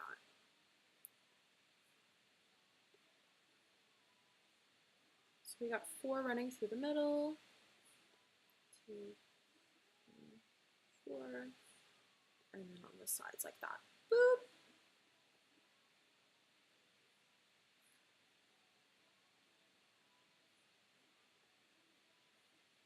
Okay, we did that. We have these little windows, and we're gonna cut off the butts of the windows. No butts allowed. No butt for you. No butt for you. Bye-bye. Oh, Amanda says, hi, Jack! Yay! All my friends are tuning in tonight. I'm so happy. So happy. Thank yous. Amanda says, it takes a super long time for some dogs to understand barking is not equal to good, because mine is super in love with everyone. Oh, he thinks barking is saying, wow, I'm so happy you're here. But really, it scares everyone and every dog. Oh, no. Yeah, that's tough.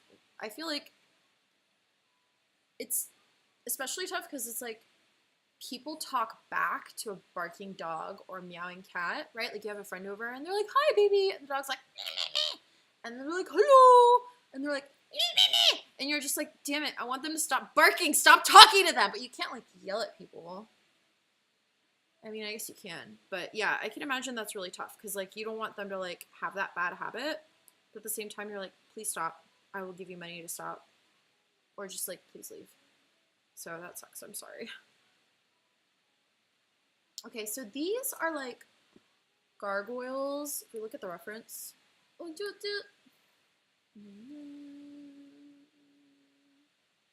they're like these like gargoyles on the side of the building. And it's gonna be like so small and tiny that I think we're just gonna skip that detail. So that's kind of like the other thing when you're like building your stuff out. This is like a new illustration style for me. I've literally been doing it for like a day. And it's based off of a lot of like design principles that like I hold in a lot of my like Disney illustrations. But it's like super modified for what I'm doing. And anyway, long story short, kind of learning as I go. So bear with me if I like finish doing this and I'm gonna be like, I hate it, and then I'm gonna delete everything. I know that makes certain people anxious, but like, tough. It's my drawing, I do what I want. No, but really though, I have strong suspicions that's probably gonna happen. Like it's gonna go one of two ways. Either I'm gonna like finish this part of it, then I'm gonna turn everything off, I'm gonna be like, oh, angels descending from heaven, or I'm gonna be like, this is stupid, I hate it, trash everything. I actually have a really, really, really, really bad habit of throwing away sketchbooks. I threw away half a black trash bin of sketchbooks like months ago. It felt so good, and I had to do it when my husband wasn't home.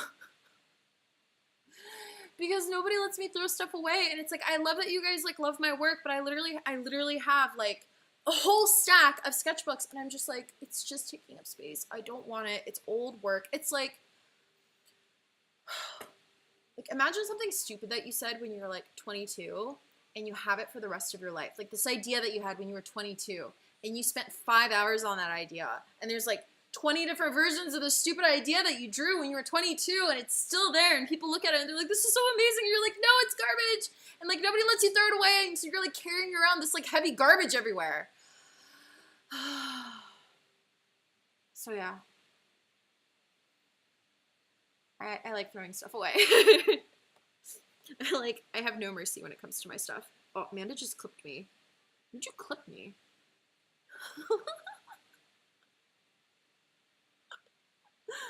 I've like only been doing Twitch for like 3 weeks, I think now. And like all the little things that like you can do on somebody's Twitch stream, like clipping, like doing clips of like them being silly. It brings me much joy. So thank you for doing that. I'm gonna have to look at that later. Okay, we've done this. We've done that. We're gonna turn off the guides because I really don't need them anymore. We're gonna turn this off, and I'm just gonna, okay.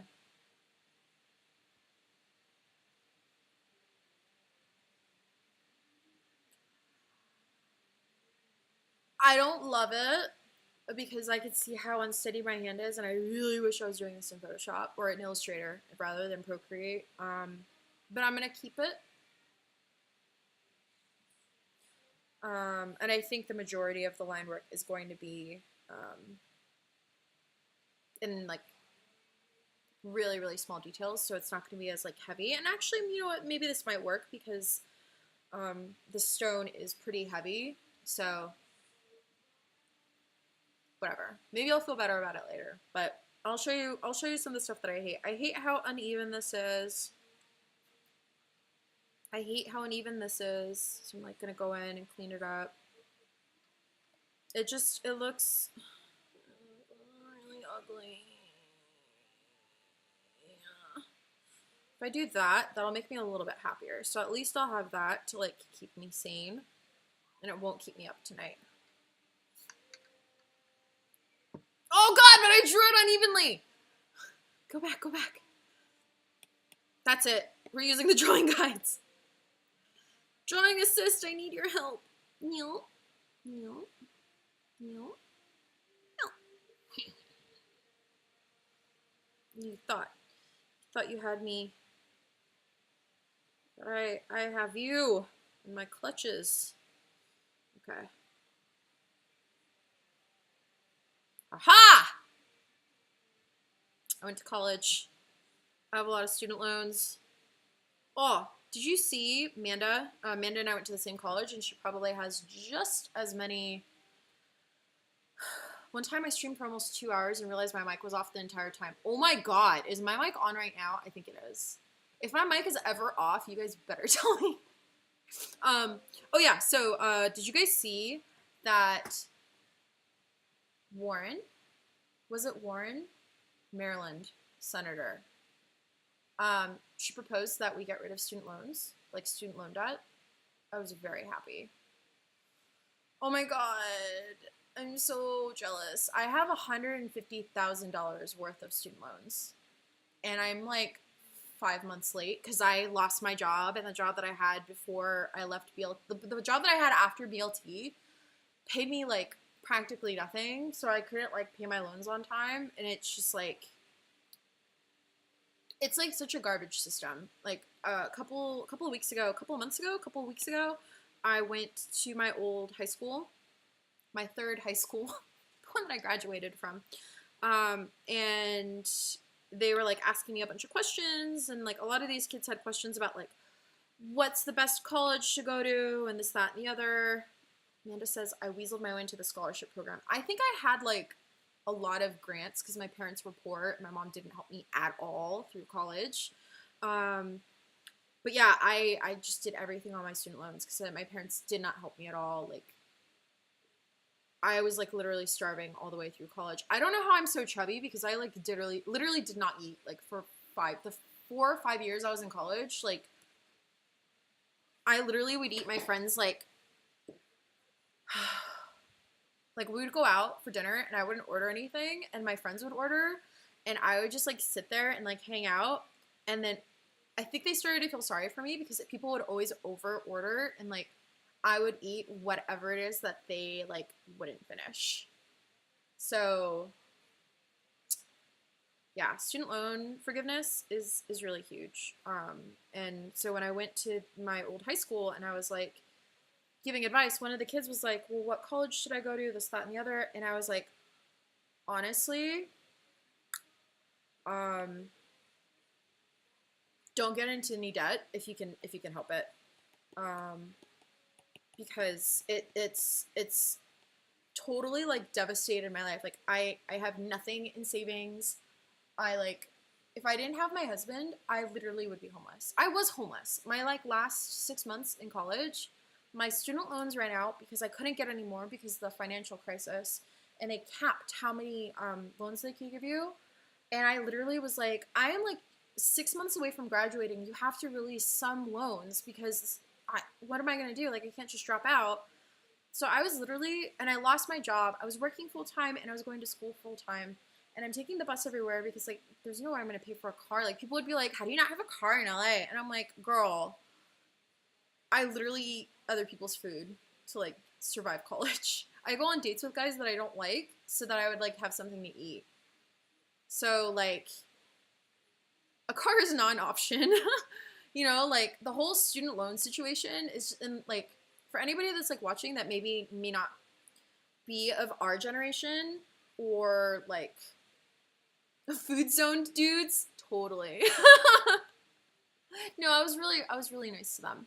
But yeah, no, like it, these like kids are like asking me for advice and I'm just like, whatever you do, like do your best to just not accrue any student debt. And if you really have to, then like really understand what the terms are of the loan that you're taking out. Like I have 2 loans that are like 11% interest.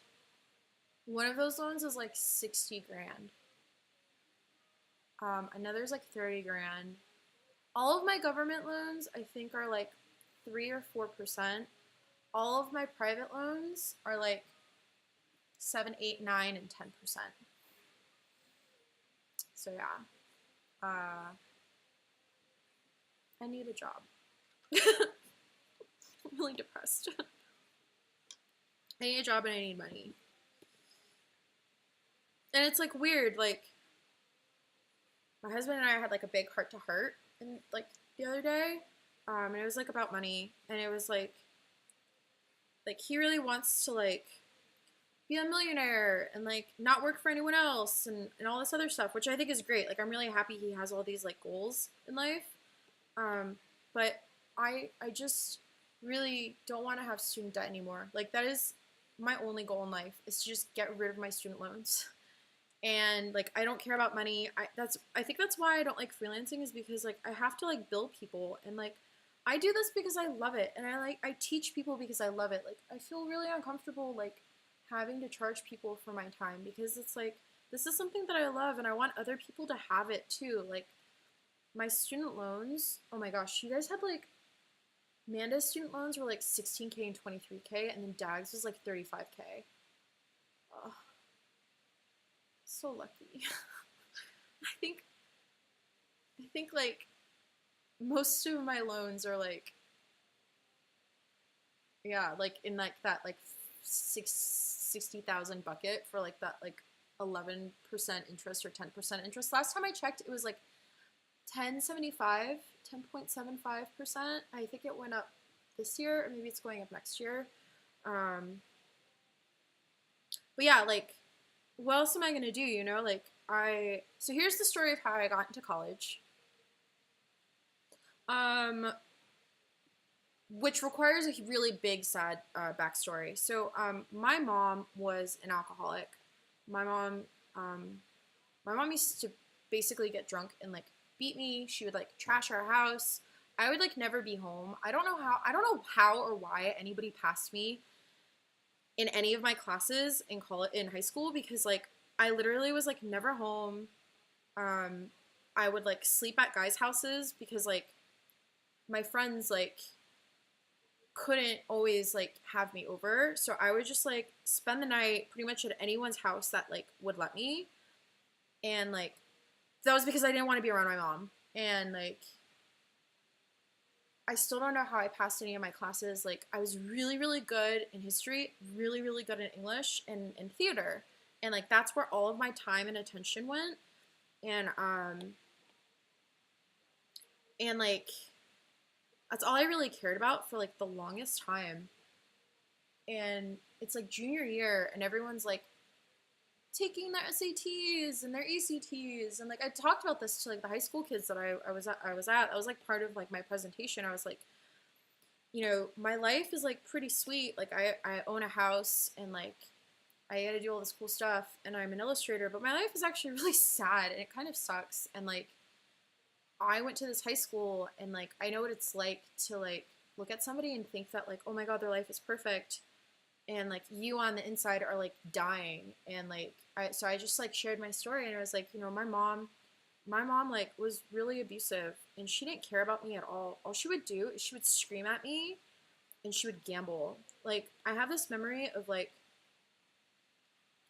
I'm like sitting in the living room and my mom comes home and something happened where like the VCR was like busted. I didn't use the VCR, and my mom like screamed at me. She's like, "What did you do to the VCR?" And I'm like, I didn't even use it. She's like, "You obviously did it. You're always messing around with things." And I'm just like, I wasn't even home. Like I literally just got here.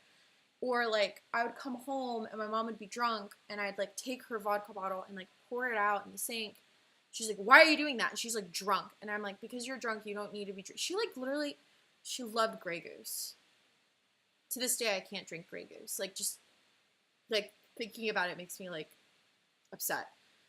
So she would like always have this stupid bottle of Grey Goose, and she would always have orange juice. Oh, Jeannie says she wished I didn't move away. I think my life would have been so much better if I would have stayed in San Diego. Jeannie was my best friend in middle school, and like my life just like fell apart when I moved away. I'm gonna cry. I don't want to cry. But anyway,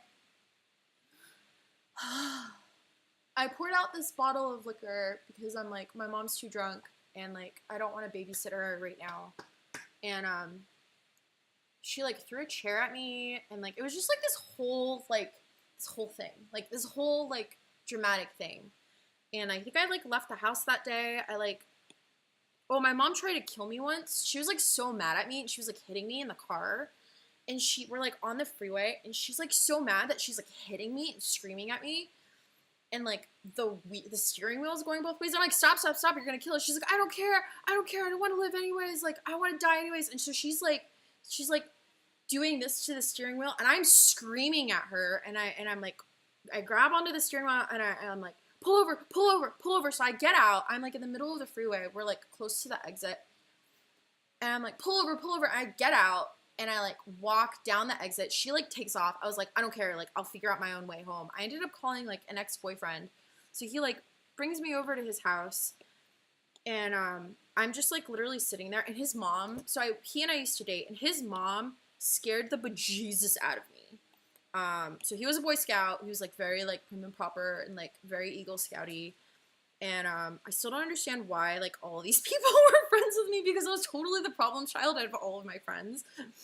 And so he like brings me over and I'm like terrified of his mom and she's like probably looking at me like, what the hell? But she was always really nice to me. Like even though I could tell she was kind of like, you're not right. I was like, I know, I'm sorry.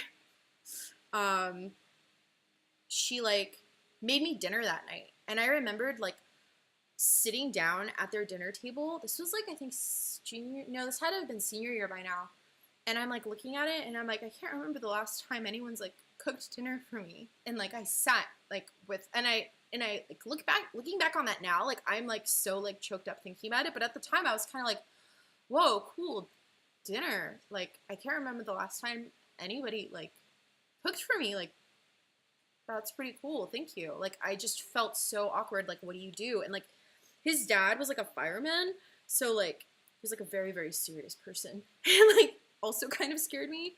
They were totally Republican. And well, it was a Republican part of town too, so that had a lot to do with it. But I just like felt so out of place. I was like, I'm like this like broken home child, and you guys are feeding me like vegetables. Like this is really cool. It was like pretty awesome. So like all of my focus around like high school, pretty much since my mom tore me away from like San Diego and all my friends in middle school, like I was enrolled to like go to Mount Carmel High School. Like I had my classes. Like I don't think I even had a chance to go to orientation because like I had a pack and it was so last minute that I couldn't even like, most of my friends didn't even know I was moving. And I think like literally like Jeannie knew, Evan knew, and like maybe like 2 or 3 other people, because this is at the time that there was like AOL Instant Messenger and like not everybody was on AOL anyway. And that was it. It was like nobody could even like say bye to me. Like I didn't even know that we were moving until like literally like a day or 2 before my mom's making me help pack boxes. So like by the time I like we move and I'm like here in LA, I'm like miserable. I'm super lonely. I don't know anybody. I have to start all over, like making new friends, and like I just was like so like jaded and angry with like the whole world. Oh my god, Soccer Chick 458. Oh my god, do you remember when my screen name was Beach Angel 7887? That's so embarrassing. I remember Evan's was Buttered Toast. What was Travis's? Because Evan's then changed to Hyperion Night, and then Travis had a night one, I think, too. Anyway, yeah. Here I am. Good times. It's the only way you can keep in touch with people, like, on the other side of, like, LA. Oh my god! My screen name, Your Theme for Murder! Do you know? Okay, so this is when I was, like a super emo scene kid. This is when, like, I didn't apply to college. Oh, this is when I started this whole sad conversation, because I was talking about how I got into college. Okay. Your Theme for Murder came from A Theme for Murder, which is the name of a font. That's it. It's not a very interesting screen name. Anyway, so how I started college. I didn't apply to any colleges. I literally got dragged by the school to like attend my graduation. I didn't take my senior photo. My best friend basically conspired, because he was in the photography department. My best friend conspired with the like photography department head, kidnapped me, forced me to take a photo for my senior pic. Like I didn't even know that was happening. And yeah, like I just, oh yeah, it totally could have been from an AFI song, but it wasn't. My screen name is not from AFI, but it totally should have been. But yeah, no, like I had nobody invested in me, in my future. So like I certainly wasn't invested in my own future, because I'm like literally a child, and all I can think about is like getting the hell out of the house. Oh, I just remembered why I keep turning this layer off. All I wanted to do is just get away from my mom, because she was psychotic and like cruel to me, and just like a total monster. And like she didn't care about me at all. She only cared about herself. And I just didn't apply to any colleges. So I was working full time as a, what was I doing? I was working full time as a receptionist at this real estate agency in town. And I like came to work one day, and I still don't know what happened, but I basically got fired. So I come home, and like what my dad taught me was like, you either work or you go to school. And I didn't live with, my parents had been divorced for a while, and I didn't live with my dad.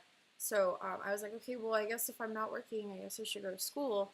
And really my only option was the Art Institute, because the only school I really wanted to get into was CalArts. And CalArts flat out refused me because I didn't take 2 years of a language, but I was bilingual and I spoke Russian fluently. They're like, okay, well, you have to take a test in Russian, or you have to prove that you know Russian. I'm like, why do I have to prove to you? I'm an immigrant. I came from the USSR. Like, why do I have to prove it to you? On top of that, I took a 1.5 years of French, and it just was like this big thing. And I think if I had like had the wherewithal, and if anybody had any sort of curiosity about my life, they would have been like, oh, that's really easy. Why don't you just take French 2 as your elective senior year, and then you'll qualify. Hindsight's 2020. Do you ever hear how crazy that is that you went from an alcoholic mom? Do you ever think how crazy that is that you went from the alcoholic mom life to Disney to this amazing Twitch channel inspiring people? No. Thank you. I don't really, I feel like I struggle with it a lot. I'm like still very much this like weird emo kid. Hello, wear black all the time. I like bleach my own hair and I cut my own hair. I still have a fringe. No, I don't really think about it, but what I do think about a lot is life is pretty awesome. Just like in general. Like, nobody beats me. Nobody screams at me for stupid reasons. My husband's really nice. Yes, my fur babies in my house are super amazing, and like I gotta do this all day. Like, I don't really think about my past unless I have to, or like unless I start talking about how I started college, which is basically the moral of the story is I didn't apply to college, which is why I had to go to a for-profit college, and the system is totally broken. I don't understand why people have to pay for education. Like, it's baffling. Like, there's so many talented, brilliant people out there, and they're like totally struggling to like make ends meet. Why? Because like they have student loans. Like, that's so stupid. It makes me think about like evil like dictatorships and how like they don't let people like Handmaid's Tale. None of the women are allowed to read. It's like the same thing. It's like you're keeping people from being educated because you want to control them. So like people are out here like doing conspiracy theories about like the earth being flat. It's like, girl, the conspiracy is that like the man is trying to keep us down from like being smart, loving people. And like the man is just trying to like keep us like from loving each other and being smart and caring about color terms and like how to say the number 4 in Russian like Amanda does. It's so weird. It's so weird. Oh, the number 4 is really fascinating. In Japanese and Chinese, I think both in Cantonese and Mandarin, did you know that the number 4 is a homonym for the word death? So in a lot of Asian cultures, the number 4 is like super unlucky number because it sounds like death. So don't be giving people that are Asian 4 things. The best number sound. Are you saying that it's the best number sound, best sounding number in Russian? So you have 1, 2, 3, 4, 5, 6, 7, 8, 9, 10. Yeah, I would say 4 and 8 are the most interesting because you have 8 and you have 4. But 4 is like very like Russian. It's like 4. It's like, oh, this person's very obviously Russian. Whereas like 8, they could be Polish, but like 4, it's like, oh yeah, they're Russian. They're probably a spy. I missed a huge part of my drawing. Let's fix that. So gold tips, spires. We're gonna make this one part of the spires layer. Nope, I lied. We're not gonna do that because it's actually back here. Ignore me. Rename gold tower. Why is everything being renamed without my permission? Okay. Sorry to like talk forever about like all this really sad stuff, you guys. Really, really depressing. So a lot of cool insight into early Indo-European and Asiatic languages and how they all branch from like 2 or 3 base languages. Oh, I didn't know that. Daggett, please tell me more. Japanese and Finnish have a weird overlap. What? Okay, well I think that makes sense, right? Because like we all went like and then like nya and then like nya, nya, nya, nya, nya. So like I could see that. I could be into that. I really need to take my 23andMe thing so that I could like find out what I am. So being from Ukraine, I'm like really curious. So like looking at me, I'm probably not Jewish, but when we defected from the USSR, my dad bribed a Soviet official and was like, we're Jewish. And they're like, not really Jewish.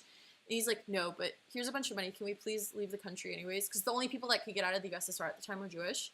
But I'm curious, like, because of the region of the former USSR that I'm from, there are a lot of people that escaped the pogroms, that escaped the Nazi Germans and, like, post-war anti-Semitism, that, like, basically disowned their, like Jewish roots. So, like, I'm curious, like, do I have any, I'm going to say Asgard, but there's, like, a very specific, like, word, like, genetically that's like, oh, this person is a Jewish person. It starts with an A. Somebody way smarter than me probably knows this answer.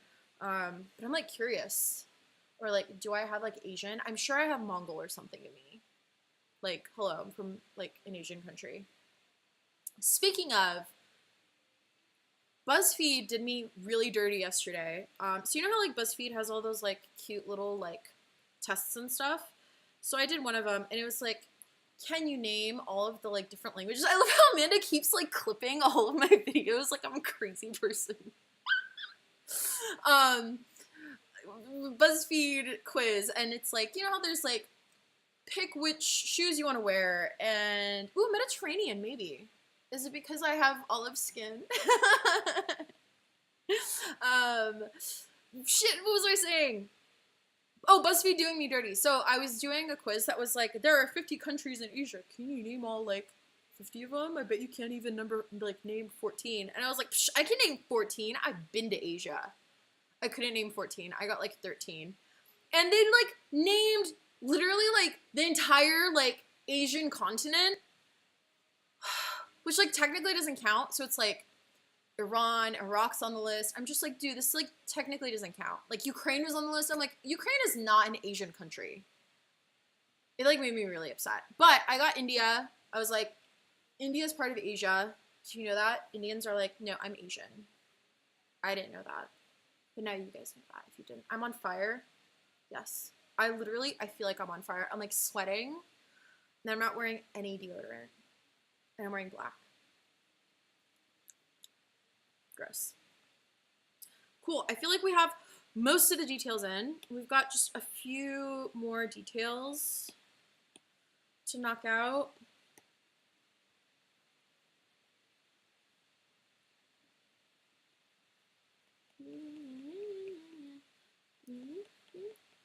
One of the best pieces of advice I was ever given. Oh, Dad says, I really need to do my 23andMe. My dad got like 70% Spanish, Portuguese, and quite a bit of Senegal and West Africa. Oh, that's interesting. You guys are Puerto Rican, so, like, that also doesn't surprise me because wasn't that a slave colony for, like, the longest time? So, of course, you guys would have, like, a whole mishmash of, like, a bunch of different bloods. 23andMe is pretty cool. I was looking at, like, how they do the reports. It also shows you how far back certain ancestors were. So it's not just like, oh, you have, like, 10% whatever, like 10% West African. It's like your West African ancestor was like this many generations ago. So it's like your great, great, great, great, great, great grandfather. Super cool. I geek out on that sort of stuff. It makes me a bit happy. We're going to go across. I'm going to do that. I'm going to do that. And then these little guys have like a boop, boop. The best advice I was ever given in college was from one of my mentors. And he said, he like saw me like it's not sweating literally, but like sweating metaphorically over this design. It was, Amanda, it was Rogers. And I knew Rogers liked me because he was so hard on me and he was always giving me a hard time, but he was hard on me in a way that was like, I know you could do better, rather than hard on me like, you're obviously an idiot and I hate you. But yeah, like Rogers was like, he sat next to me and he's like, and he like pats the paper and he's like, this is play. Like you gotta play. And it really like changed my perspective on how I design, how I problem solve through stuff, and what I really let bother me. Especially like when I'm in a studio environment, maybe I'm working with people that I don't like. It like harkens back to like what I was saying earlier about just like, you know, I feel really lucky that I get to do what I do, that I get to eat, but I'm not up at 2:30 in the morning eating a fruit cup because that's literally all I could find to eat in my little studio apartment that was like moldy and like literally like mouse and like gross. Mouse infested and gross. Like I live a pretty sweet life and like I just don't take things like too seriously, and that it's like, this is not that big of a deal, and like I really should be enjoying myself. And if I'm not, then there's something wrong, and I should just take a break and like walk away from it. And like that's really helped me. And I feel like anybody that's out there that's like trying to get better at illustrating, you want to start illustrating, you want whatever like in your life, I hope that like my mentor's like advice to like play like helps you, because like it really just changed the way I looked at everything that I did, and I just like lightened up so much because of it, you know. We're gonna do the bushes, and I kind of want to do the bushes like at a different vibe than how I did the castle wall. My husband's calling.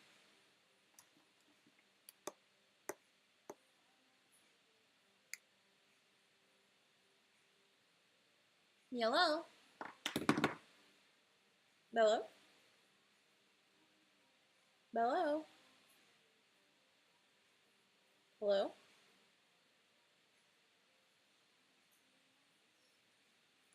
He'll call back. Oh, I think it's because I have really low battery. Hey Siri, message my husband. No, we're not gonna do that either. Okay. Maybe you'll remember that we're doing a live stream. Where's Kitty? Good question. Yura. He's in his cat tree. Do you want me to grab him? I'll grab him.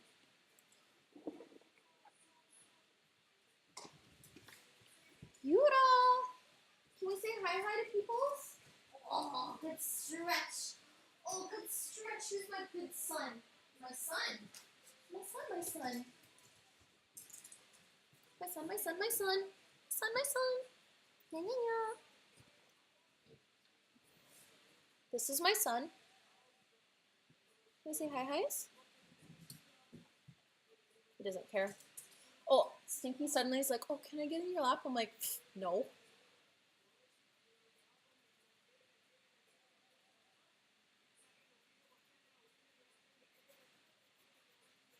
He's such a good cat. He's like, oh. Want to do meows? Can we say hi, hi's? Hello.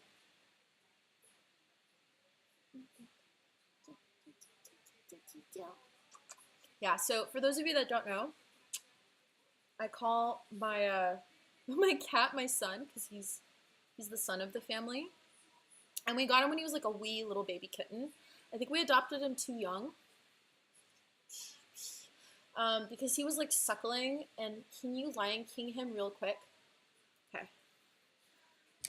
Na sequenya mamai chibobo seteum bonyama bonyome. Oh god, I'm dropping him. Okay, I'm putting him down.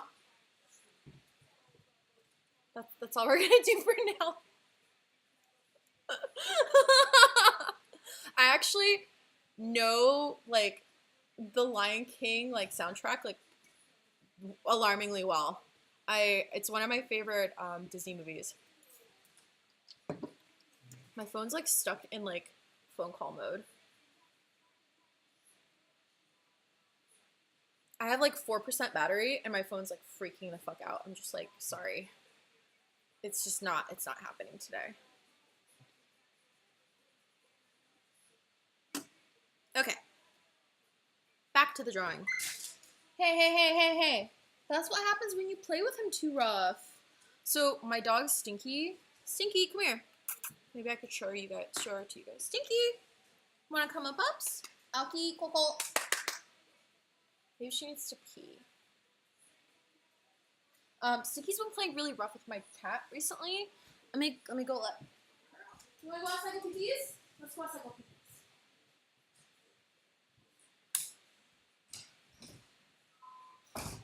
So she's like playing super rough with him, and then she gets like really upset when like he like fights back, and I'm just like, yo, he's like literally weaponized. I don't know what you want from him. Like cats especially, like they don't play. If they don't want to be touched, like they will tell you. And she's just like like getting up all in his face. I'm like, girl, all right. Nope, that looks like poop. So we're gonna have to monoline this as well. But maybe not so thick. I would say this about Procreate. It's really, really hard. You guys are so out of control. The one thing about Procreate that's really frustrating, and maybe it's because I don't know. So if you guys know a better solution, please tell me, because I'm an ignorant. It's really, really, really hard to go back to a certain line weight once you've changed your settings for that brush. And I feel like the only way around it is you basically create a new brush for every like size that you want it at, but then you have like 20 bazillion different brush sizes, and that's like frustrating for me because I like to change my brushes as I draw. So if anyone knows of any solutions, please tell me. I need it. I'm gonna be really excited, like tomorrow morning when I wake up, I'm gonna like look at all of the clips that you guys are taking of me being silly. And I'm gonna either be like super excited and be like, haha, I'm so silly, or I'm gonna be like, oh my god, like, I wanna die. It's so embarrassing.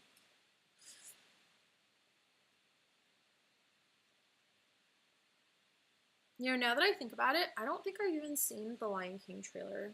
I don't know if this is an unpopular opinion, but I'm really not a fan of the new, like, live action Disney movies that have come out. I really liked Maleficent. I liked Maleficent because it was like a fresh take on the Sleeping Beauty story. And it just felt like, okay, like this makes sense in the Sleeping Beauty universe, and it's also a different perspective. The Tim Burton films that were like Alice in Wonderland, I was so excited about until I started seeing like all of the trailers, and I was like, oh, like what are they doing with this? And it was basically what it reminded me a lot of is this book series. I think it starts with like Seeing Red. And it's basically like Alice in Wonderland, but it's like these like kingdoms of the Hearts family, and Alice falls through a puddle in her kingdom, and she comes up on like our side, on like the normal human side, and she gets stuck on the human side. Like she can't find the puddle to get back to Wonderland, and her evil aunt, who like slaughtered her whole family, is now in charge and like takes over everything. And so like Alice is lost for several years, and then she has to like come back and like basically save everyone. And like it's like a really interesting book, and there's like these card guard designs that are like, it feels like the Tim Burton version like ripped it off of the book illustrations, and like the story was just not that interesting for me, and I just was like so disappointed.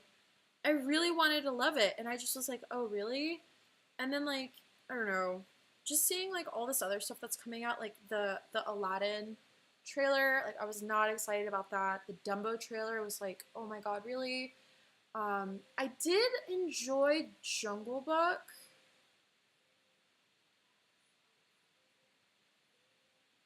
But it just didn't have the charm that like the original Disney movie had. Same thing with I don't know if you guys have seen Christopher Robin. If anybody's seen any of these movies, like please pipe up and like tell me what your opinions are, so that I feel less like a crazy person. But like the Christopher Robin movie was like terrifying. I hated it. It was the worst. He's basically like screaming. Christopher Robin gets old, and he's like screaming at Winnie the Pooh, and like it's just like a really traumatic movie. It's like they were trying to go for Hook with Robin Williams, which was like amazing, and it ended up being like Saw. Not literally, but it was just like really awkward. And it just made me really sad. I was like, why are we redoing all these Disney classics? You guys aren't even like doing like justice to them. Oh, I heard Mary Poppins Returns came out really well. So I have a theory, and I think that the theory is what my theory is that if there's a lot of like human character acting, it tends to work really well. Like Mary Poppins was mostly like humans, so it worked when they rewrote it. Sleeping Beauty, same thing. It kind of worked, but Maleficent rather, but they also added to the story. Whereas Dumbo looks really, it looks like chewing gum, and it just doesn't work for some reason for me.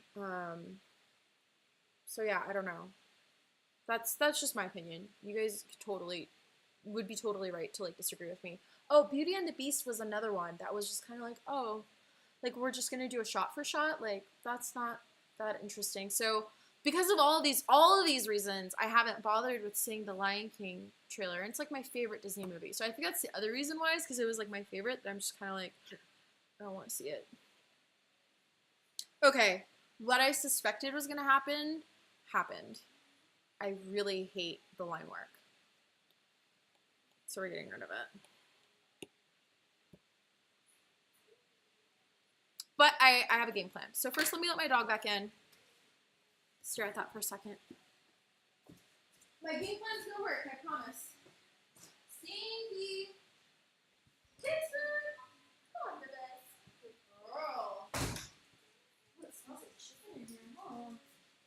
Good job. I think my dog found something to eat outside. I don't like the looks of that. My butt. Okay, so here's what I think I'm gonna do. So I like that I have this sort of two-tone situation going on with the pink building details. So I think I'm just gonna transfer that sort of information, still using the monoline brush, but we're gonna do that with these guys. And it's gonna be a pretty easy thing to fix. So we're gonna get rid of, oh God, not what I wanted.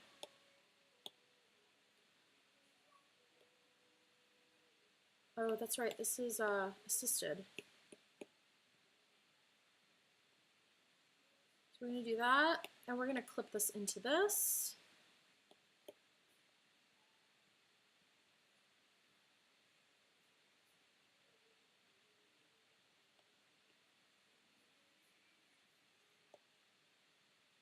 I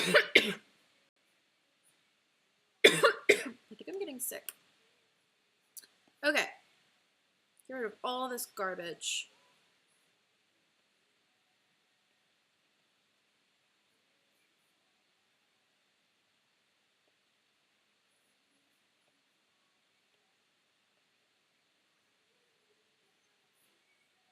Yeah, we're just I'm gonna keep the color, but we're literally getting rid of everything else because I hate it so much. Clear. Goodbye.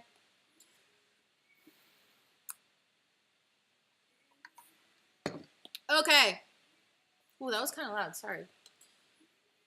So here's what we're going to do. We're going to turn drawing assist back on. We are going to have monoline on. And we are just going to... We're just going to go crazy is what we're going to do.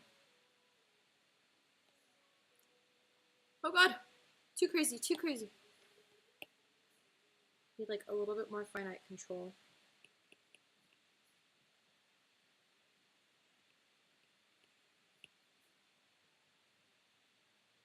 No, wait, that's not the thing that I want to be erasing.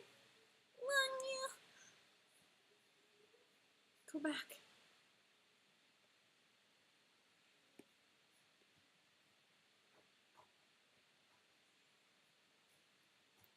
Every time my cat claws his cat treat, I'm like, oh, such a sweet sound. Because it's always the couch. Like, no matter what I do, he just really loves to claw at our couch and drives me bananas. Okay, so here's what we're going to do. I'm going to do a line down that side. We're going to make this whole area dark. Madness.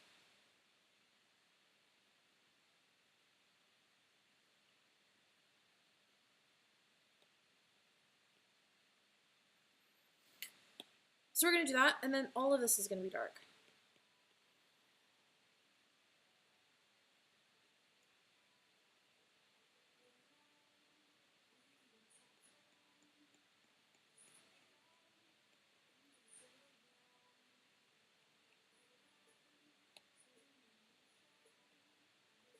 Cool, we have that done. And then take off drawing assist and then finish this line out.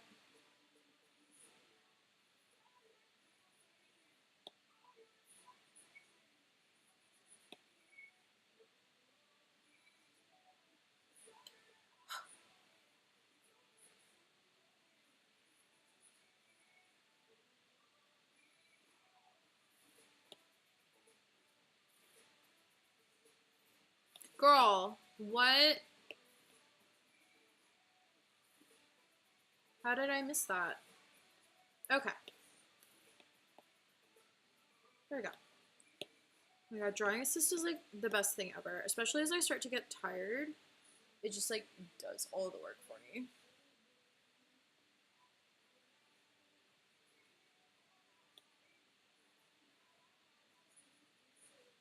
Da, da, da, da, da, da, da. Okay. So here's what I'm going to do for this part. I'm going to do a pip in the center of these. And along the bottom. That. Drawing assist back on. So we're going to do 3, 3. And then this one. Would you play drawing games with us? Yes. What is a drawing game though? I'm saying yes to something I don't know what it is, but I'm always down for an adventure. So yes, I will. I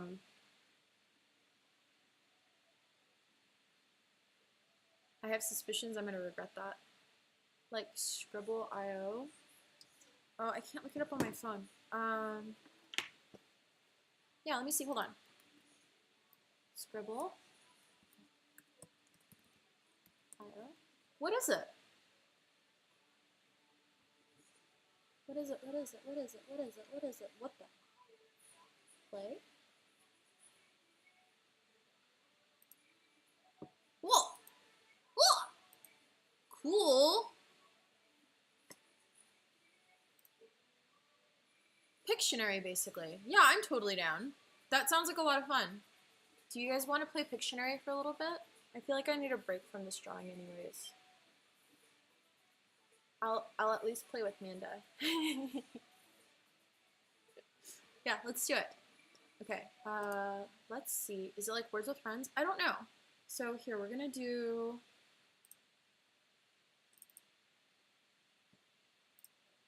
We're gonna create a new, hold on.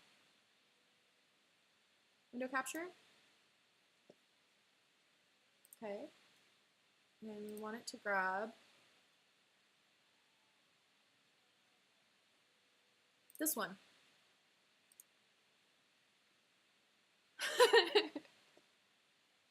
Okay. Got that. Hello. Okay. Do that. Okay. I want pink. Create private room. Okay, Katya. Private room. Got it.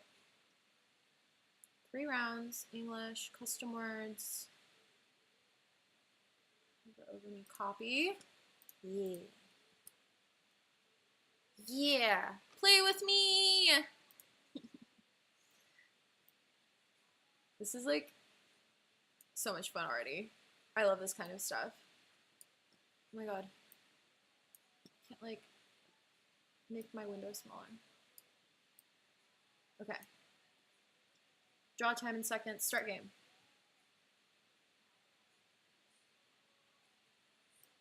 Oh my god, this thing is so small. Can you guys see that? Is it like even legible for you guys? Oh, oh, oh. Knee. Yes. You can't see my work though. Ah! I'm gonna do the hard one, welder.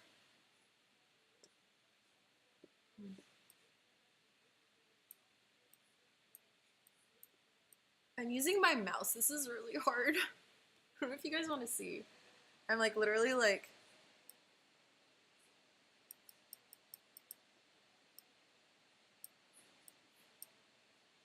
They have like this helmet thing, right? Aren't these like goggles or something? They're like gloves. Oh my god, this is really hard to do with a mouse.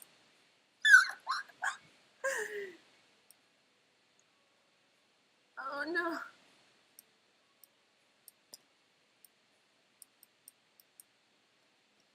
But you guys know what my word is.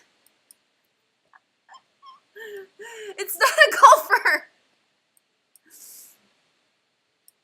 Look, he's wearing protective stuff. It keeps him safe. Like, that was really hard. Okay. This is really fun. This is a good idea.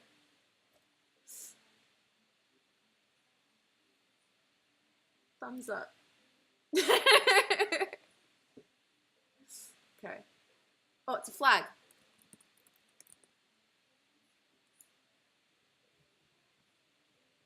Oh, is it not a flag? US flag. USA. United States. USA. USA! America! Flagpole. Wave. Damn it! That was so hard.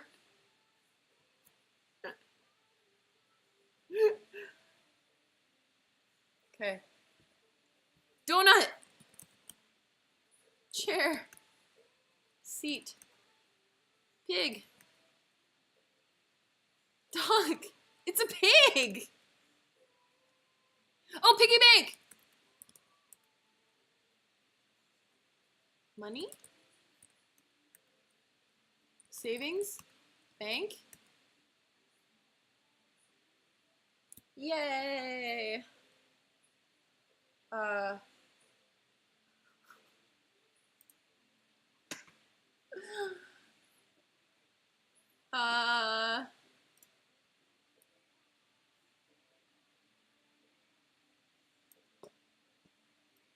You guys know what the word is, though, don't you?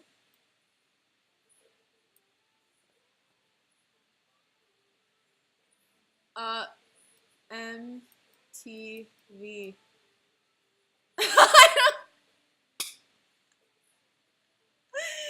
It's a song from early MTV.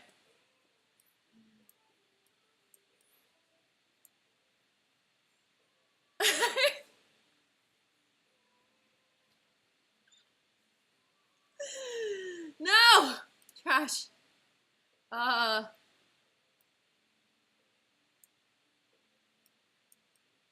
Okay. Dude, it's hard drawing on iOS. It's really hard to do this with a mouse. I'm gonna cry.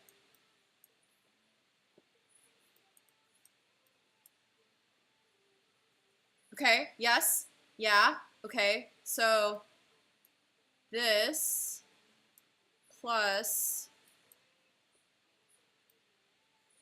this thing. Ugh.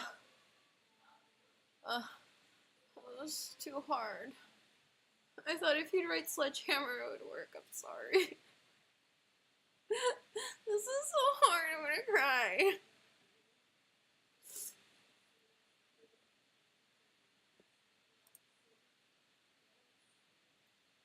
Penguin? Oh, fire hydrant. Yes, I got it. Got it, I got it. I got it, I got it. Why are you using red for fire hydrant? I don't understand.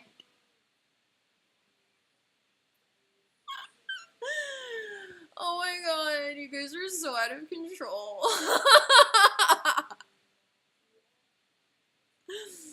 Oh my god. Okay. What is this? Oh. Yes, I got it.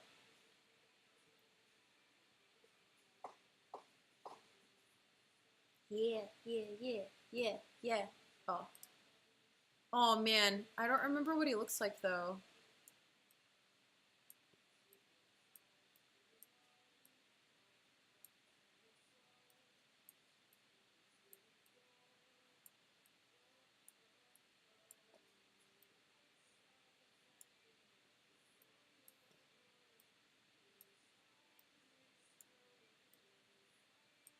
I like how Dad got it, but Amanda has no idea. I don't know what he looks like, I'm sorry.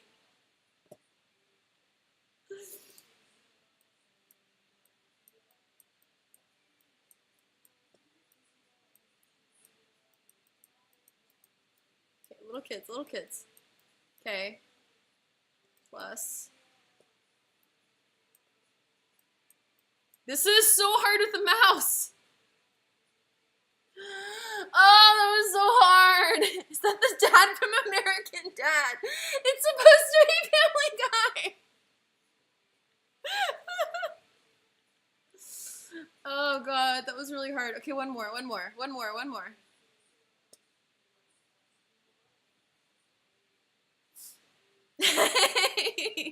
Yay, Genie. Honestly, the fact that you even got American Dad is just like, I'm so impressed. Because I don't think that's at all what he looks like. Oh god, that was so disgusting. And I call myself an animation professional. Thumbs up.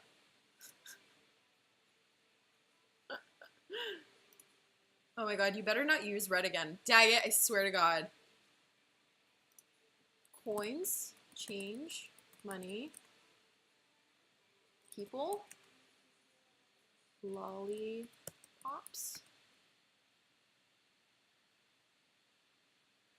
balloons. Am I misspelling the balloon? Balloon. Skittles! Genie, you're the best. There's no way I would have guessed that. Oh my god, that was really hard. 1,000 points to Genie. Genie gets all of my points for this round. Woman, lady, haircut. Yes! Hey, hey. Here, do my haircut. Girl, that looks like a beard.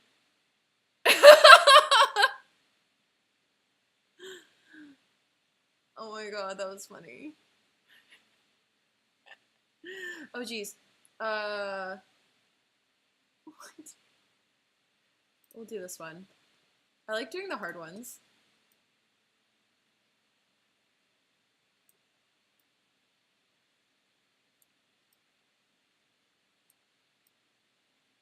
Okay. Got that.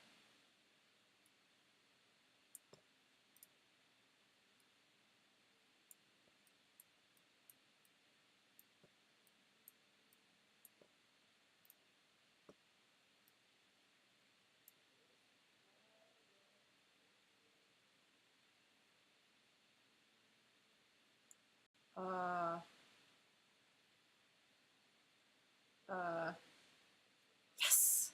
I'm like, should I draw a leaf? I like couldn't think of anything else. I was like, I don't know what else to say. It's a door and a person's leaving through it. Thumbs up. Cat. Saddle. Bee. Shoe. Sole. Heel. Yes. I'm really good at this. I think it's really fascinating looking at other people drawing because as somebody who's like very much a drafts person and like I could draw just about anything I could think of, people that maybe don't have such a dexterous ability to draw something, their creative solutions for something is actually really simple and it tends to be the most handsome solution. So even if it may be simplified or primitive, I think it's really fascinating because it like conveys so much information, you know? Jail? Jailer? Yes. Yeah. I like pointing in my cheeks. Rock. I keep saying it, but then again, you guys could see it.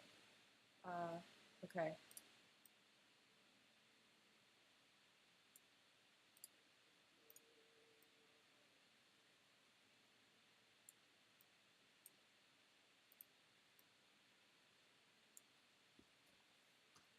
I believe in you guys. I like that you can choose your like own little characters. They're really cute. I like Amanda's. It's like, and then Dags is like. Do you have any suggestions for someone who has trouble thinking of something and reproducing it on paper?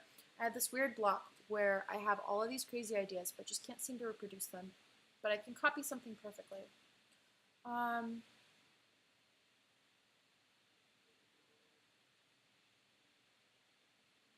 That's a really good question. So when you say perfectly, do you mean like accurately, like it looks well, like it looks very accurate to what you're trying to draw, or do you mean perfectly in terms of like the information that you're trying to convey is being understood? Because that can help me give you advice on that. Oh, mug. Yeah, link me, link me. I think just in general, keep it simple. And this is going to go for any sort of design or any sort of illustration that you're trying to do, whether you're trying to convey an emotion, a living space, a background, a character. Think about what the most important thing is of that illustration, whether it's an emotion you're trying to convey, you're setting up the spatial relationships between two characters because their dynamic is what you're trying to convey. And that all of that you can achieve with like blocks and stick figures. So if it comes down to like conveying ideas, it really just comes down to like making it very clean and simple. Oh geez. Broke, rich, money, student loans, poor. How is Daggett getting all of these and I have no idea? Rich, wealthy, king, monopoly, wealth! I said wealthy! Ooh, okay. I did this in charcoal from a photo. Jeannie, can I share this on the screen? Would you be comfortable with that? Oh.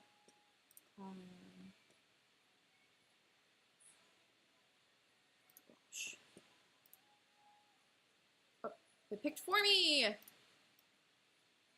Dag's gonna get this one immediately.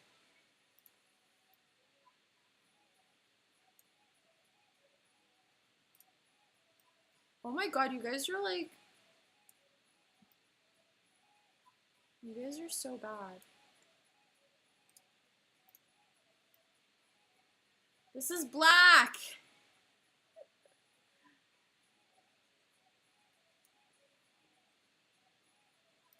I knew Dag would get it first! I knew it. Girl, Amanda, I believe in you. You can do it.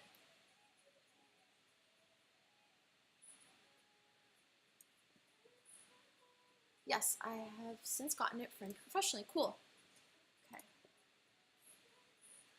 Yay, you got it. Hold on, let me post that. Okay. So this is something that Jeannie did.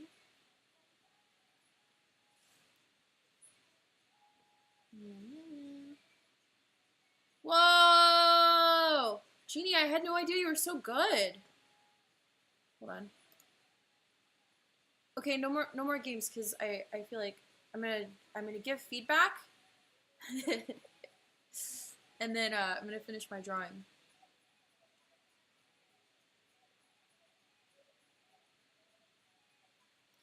So I think, I don't know what your reference was, or if this was done off the top of your head.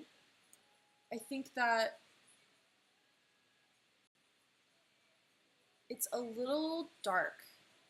So, okay, from a photo, it's a little dark. So I would have gone in just to do a little bit of pops of highlights and stuff in there. I think just in terms, without having the like photo in front of me, I think that, oh, it's actually much better on this screen. I don't know why I'm looking at my Cintiq. Yeah, so I would have done just a little bit more of like the hot highlight of a white. If you did this in charcoal, you could do it with your eraser and just do like the little highlights in the nose. Everybody has a waterline right here. So those sorts of little tiny details. Also like in the hair, just to have that like tiny little like boop of the highlight.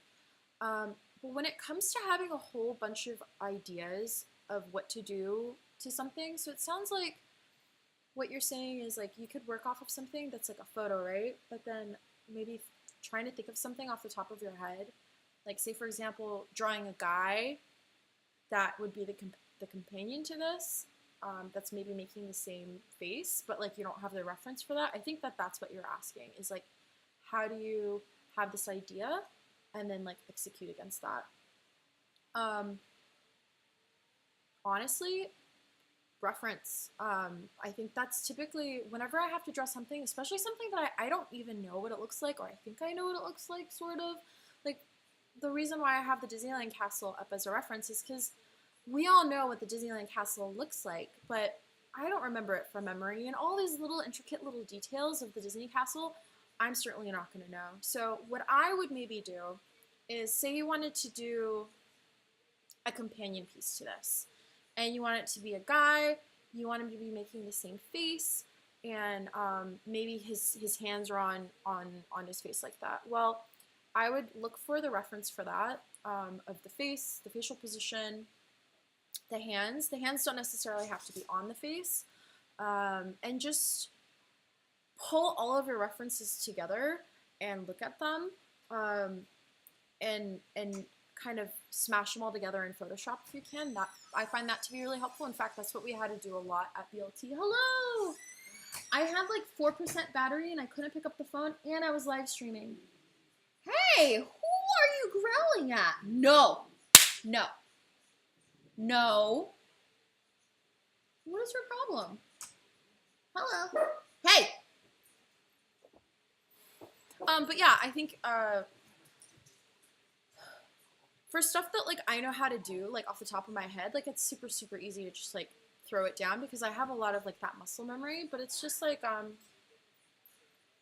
for those of you guys that don't know Jeannie, Jeannie is a nurse, and there's a whole bunch of things that I'm sure Jeannie has to do on a day-to-day basis that kind of comes second nature, right? So like taking vitals, administrating drugs, giving certain treatments, being able to like have an intelligent conversation with a doctor about a patient, right? Or their symptoms.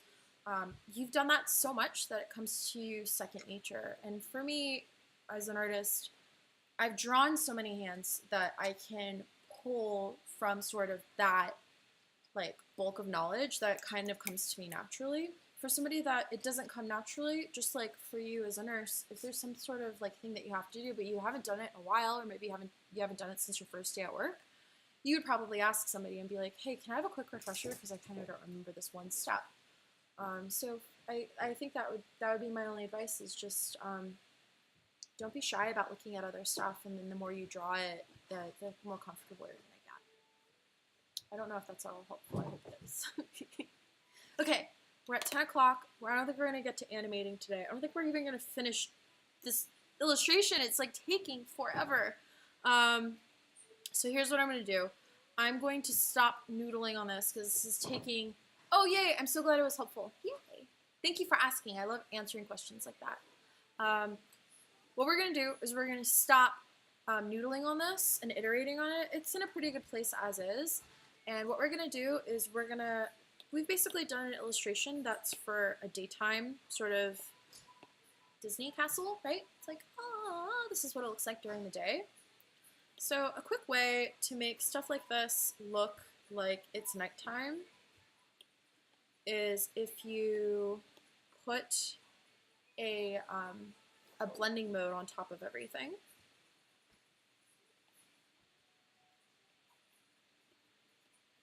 And I usually experiment. So in this case, it's going to be this vivid light. So now if I was in Photoshop, I would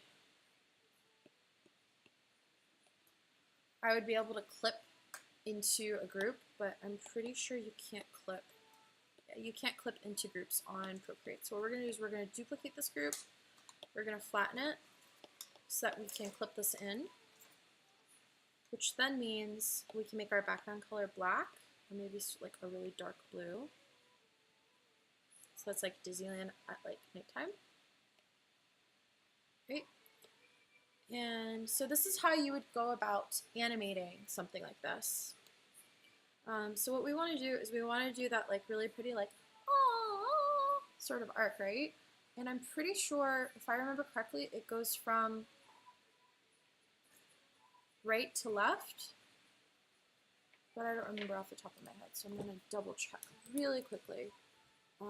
Disney and Castle arc. Let's see.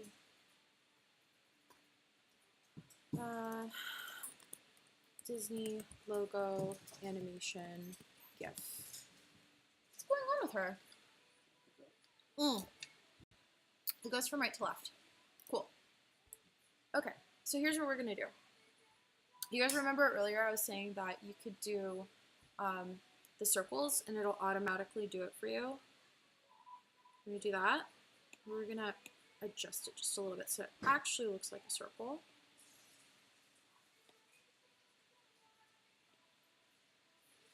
Do something like, I'm actually gonna cheat it, make it a little bit taller, if it'll let me. Are you hungry, sweetie? Oh, I was gonna cook for you once I finished with my thing. Do you think you could wait a half hour? Or are you too hungry? Okay. So I'm drawing the circle so that I have a guideline. And then I'm gonna clear this. So this is basically like my guideline of like what this animation is gonna look like, right? And I'm gonna take down the opacity on this. And I like to use the light pen. It's under luminance. And I like to make it the add or the screen. I don't know which one is going to be better, so we're just going to go with this one for now. I'm going to keep it smaller and less green, definitely less green. Okay. So we know that it goes from right to left, and we can clear this in. So what we want to do is we want it to go up, hang in the air, and then come down. So what that means is that the lines are going to be, I don't know how to describe this. They're going to be longer at the sides, and they're going to be thinner at the top. It'll make sense, because that's sort of the way that like we understand light, or not light. That's how we understand motion. When objects come up in the air, of course they don't have a hang time. But the way that we perceive it is that when things get thrown up, it goes and then comes back down. So it's going to be the same thing with this arc. It's not just going to go boop and just go like schwap, like you're closing a book. It's actually more of a ah, boop. It'll make sense in a second.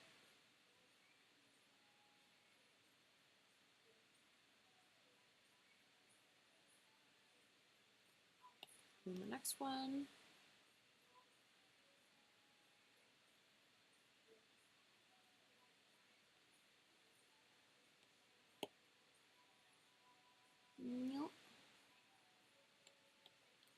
So it's going to hang a little bit as it crests the top of the castle.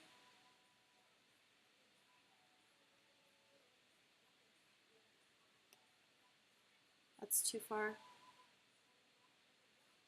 Oh,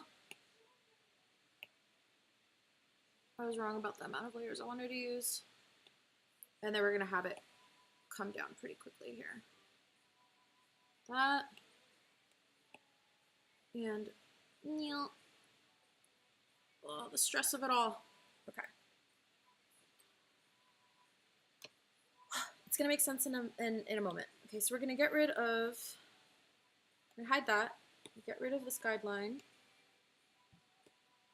and we're going to duplicate this whole file because I know I'm going to run out of space in a second for my layers, the amount of layers I'm allowed to have in this file. And I really want to be able to get rid of this group. Get rid of that. So you see how we have 1, 2, 3, 4, 5, 6, 7, 8 of these, what am I trying to say? 8 of the, 8 frames basically of the arc. Because the castle is on its own layer, if this was Photoshop, it'd be a very different method, but because we're using Procreate, we basically have to create groups. And it's just the reality of how it works. I don't like it, but it is what it is. So we have to create 8 layers of the castle. 1, 2, 3, 4, 5, 6, 7, 8. Great. And then separate them out. And actually this is going to come out really fun because as it crests the castle, because we have the add layer on there, it's gonna, you're gonna see it in the castle as well, and you guys will see what I mean in a moment. So let's just group everything up. Oh god. Turns out you have to group from the top. So group, group, what? No. Turn that off. Group. Turn that off. Group. You guys can kind of see it start to go backwards. And this is like a very, very, very, very rudimentary way of animating in Procreate. I mentioned at the opening of this video, this is not an animation program. I would not actively animate in Procreate. If I was doing really simple stuff like this, I would still do it in Photoshop because there's so many tools at my disposal, and it's just so much easier. But here's what we have so far. We're turn all of those layers on. So the layers or the groups that you want on, that's what's going to go into the animation. We're going to go here. We're going to go to share, animated GIF. And you can see this really like low level version of the oh. Right. You can make it really slow, so it's like 1 frame per second. Or you can make it go really fast. For the stuff that I've been doing lately, I like around like 8. And I really like for it to hang, which means that you need to add extra basically like of these plane layers at the very, very end for it to like think like, oh, okay, we have these extra layers. So you see how it holds at the very end? That's because I added those extra layers in there. So it's going 1, 2, 3, 4, 5, 6, 7, 8, 8, 8, 8, 8, 8, if that makes sense at all. And that's how it used to be back in the old school days. They would film ran at 24 frames per second. So you would have 2 frames per second, which would mean that you would hold an image. You would have 24 frames per second, which means you saw 24 different images in a second. In those 24 images, you actually are most likely seeing 12, with each image being held twice, which is called running on 2s. None of this is at all applicable to what we're doing here because this is its own thing, but this is like traditional animation. Now animation, especially because it's digitally made, it runs on 30 frames per second, which is, the math on that is like a totally different thing. And I'm not going to get into the details of all that. But we're gonna do some fun stuff before we finish out the video. So I mentioned I wanted to do some fun stuff here. So since we have what's called a blend layer, basically a blend layer is information that is being told to the file, and it's saying everything that's below this layer, I want you to treat it like this. And we're gonna add some do that. And then I'm gonna, feels like it's not thick enough at the beginning. Close that out. And then here, let's have it trail some sparkle poo. And so since it's coming up here,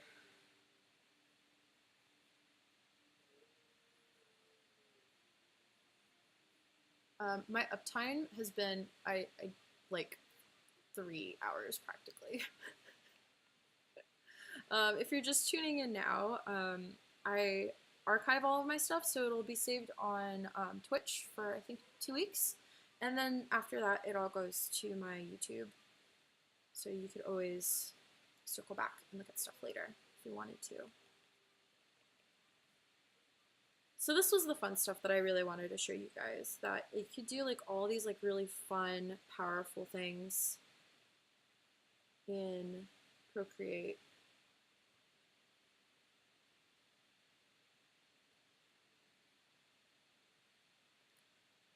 And then it's going to go up. More sparkle poos. And then I know sparkle poo tends to go boop, boop, boop, boop, boop. If you look at the old Tinkerbell animation that would do that, it would be nya, nya, nya, nya, nya.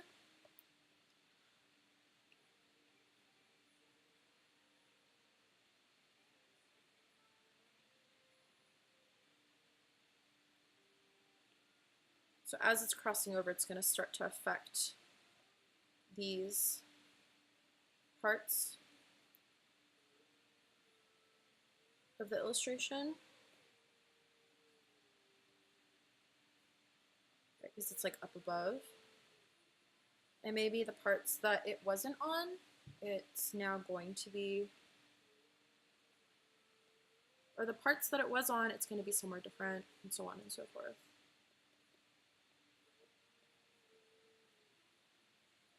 Sorry, I'm so focused on doing this that this part is just not, it's not working anymore.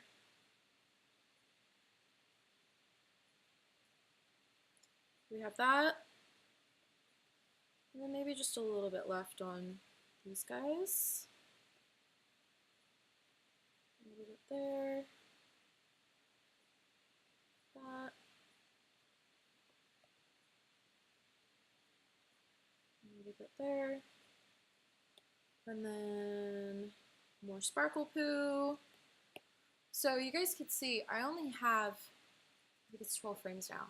I only have 12 frames of animation, but there's so much work that goes into just doing this digitally to really making this pop and make sense visually.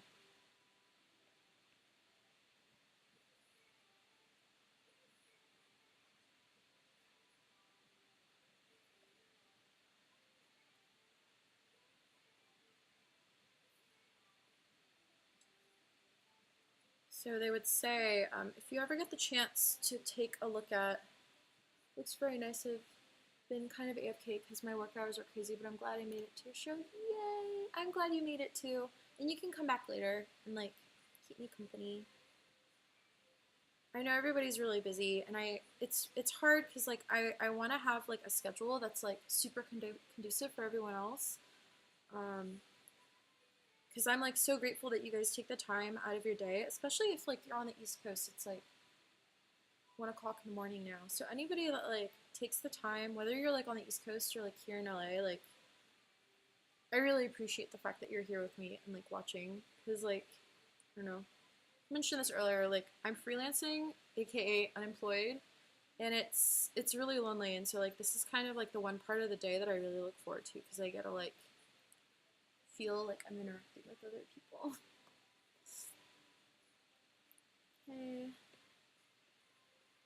a little bit like that. That. Just a little bit here. Okay. Let's move on to the next layer. This takes forever. This is why I think I didn't want to pursue being an animator. It's really tough work. People don't realize sort of the amount of energy it takes to do this sort of stuff. The amount of detail that you have to have, and like you have to have, oh, this is what I was trying to say earlier, you have to have a mastery of more than just making stuff look good and making things pretty. You have to understand how stuff moves, you have to understand how to do like acting, you have to understand physics, like there's so much involved in really making a good piece of animation come alive. And it's a dying art, I think. You know, having to do it by hand, it makes you really appreciate like doing it right the first time. And of course there's happy accidents in every field, but like this stuff is hard, you guys. Like it's not easy. And I have mad respect for anybody that like animates for a living, and like those guys get paid really well, but like that's because this stuff is like absurdly hard. And for a while I was taking like animation jobs like here and there, or like motion graphics, and I just was like, you know what, I can't, like I'm really just not that good and I don't have the patience for it. Like making stuff move is super easy. It's like, there, I moved it. But like getting an emotion out of it, telling a story with it, that's really hard.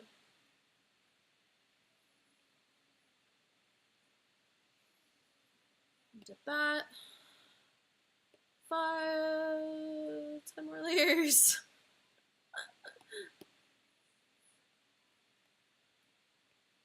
Sparkle poo is falling down.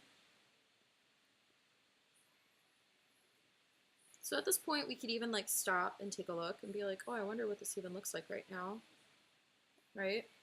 So all we have to do is go here, share animated GIF. Oh, it's not going to do it properly because all my layers are not on. So I'm gonna see, this is also where like naming your layers starts to get really important because it's just kind of a huge mess right now.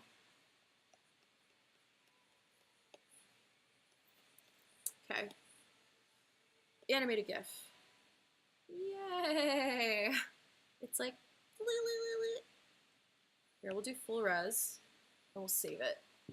And you guys could like kind of see it.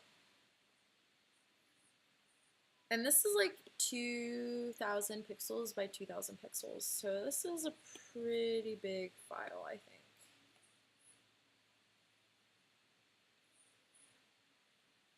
I don't know what that jump is coming from.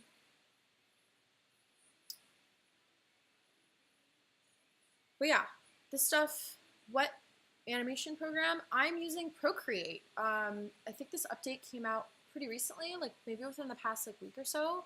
And it basically, it'll take your individual layers and it'll create a GIF out of it. Or if you have groups, it'll take the groups and it'll make a GIF out of it. This is the second GIF I've made with it. I'm not crazy about it. I prefer to animate in Photoshop. I find it more powerful.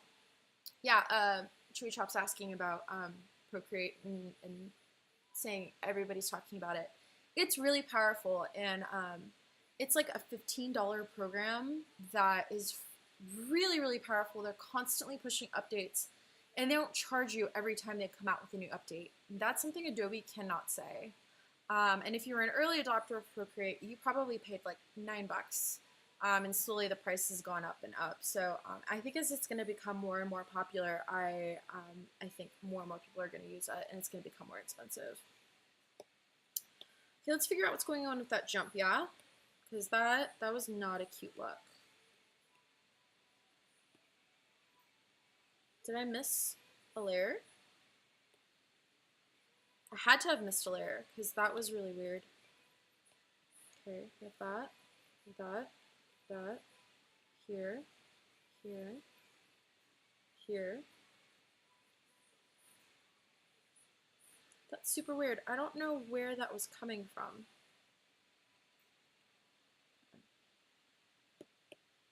We're gonna continue on with our sparkle poo. Sparkle poo! You gotta remember that the sparkle poo is gonna start falling down, and as the light is dropping, we want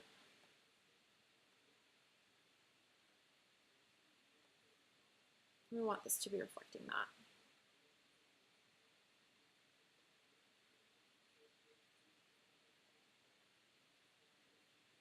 Oh my god, what? My pencil's being really, really stubborn, and I have strong suspicions it's because my battery on my Apple Pencil is dying. I don't think I charged it enough.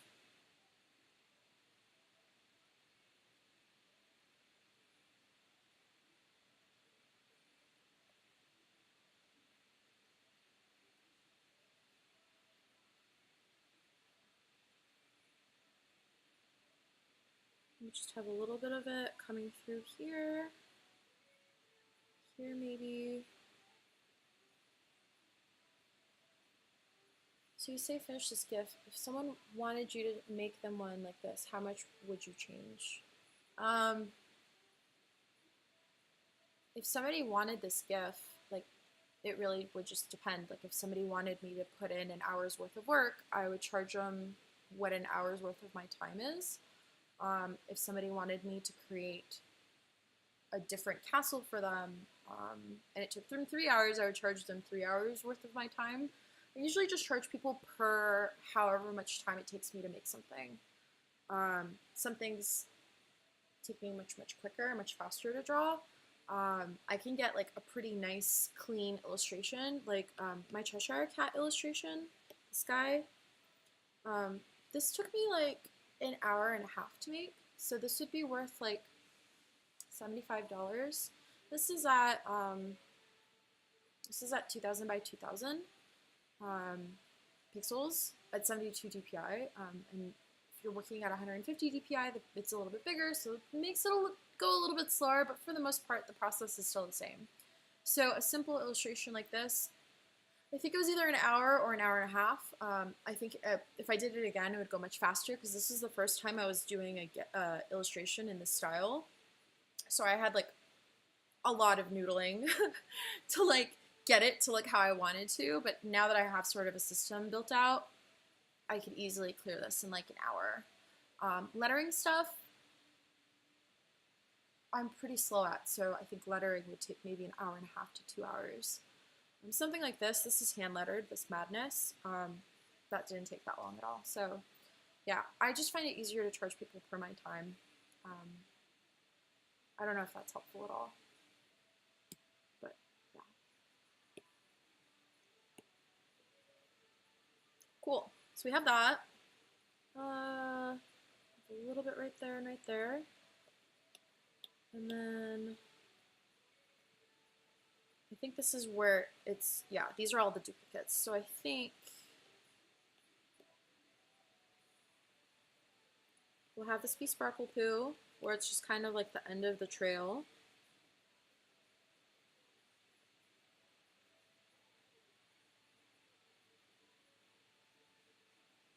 Sparkle Poo, Sparkle Poo. Everybody loves Sparkle Poo. And then I think for these, it would just be the Sparkle Poo kind of falling. Maybe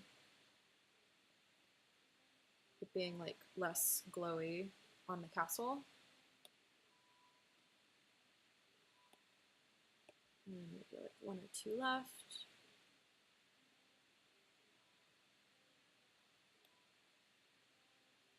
And then we have that hang time.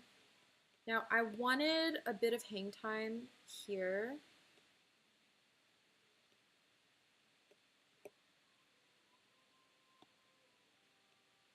Let me see how that looks. And then here I'm going to duplicate this as well. Because again, this is going by, every layer is a frame.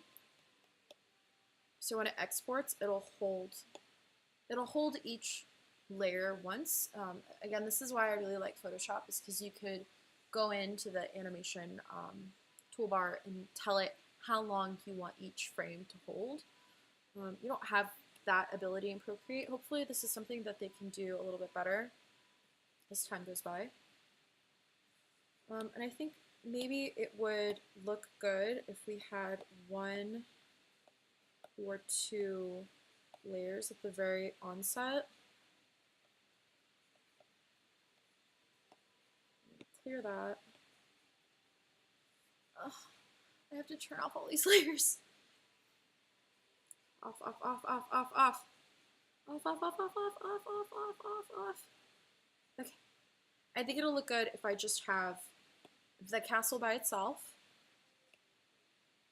And let's hold that for 3. And then this 4th one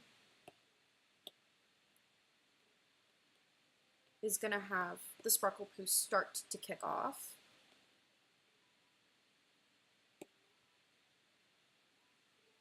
Something like that.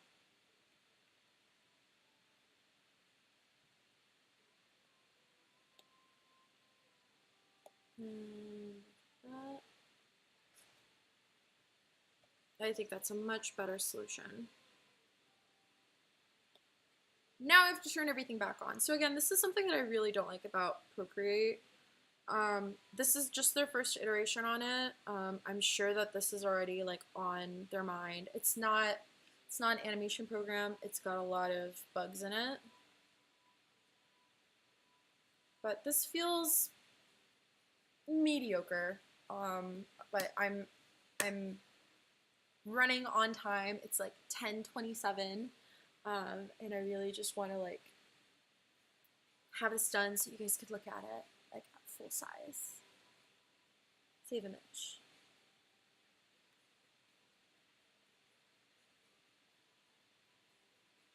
Aww. Oops. Yay. So you guys can see if we're just looking at, we don't even have the sparkle poo. Now make that one of your better TV emotes. Ooh, good idea. I should totally do that. Even though we can't see the arc of that light coming through, it's very clear looking at this illustration that there is a light source. What is happening here?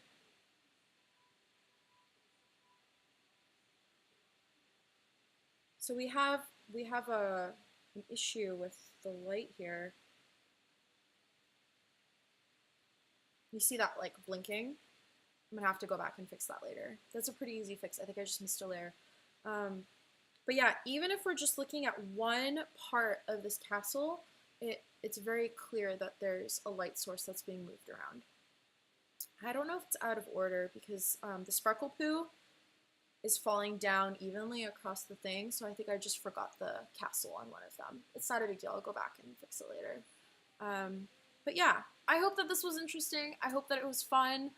Thank you for sticking with me for 3 hours for yet again another like amazing Monday night session. Thank you to everyone for just listening to me talk about my experiences in life and for playing with me on this like really silly fun game. I love the suggestion, Amanda. Thank you, Jeannie and Dag, Amanda, and Brian, and everybody else that's watching. I really, really love you guys. Thank you for everyone that's come back.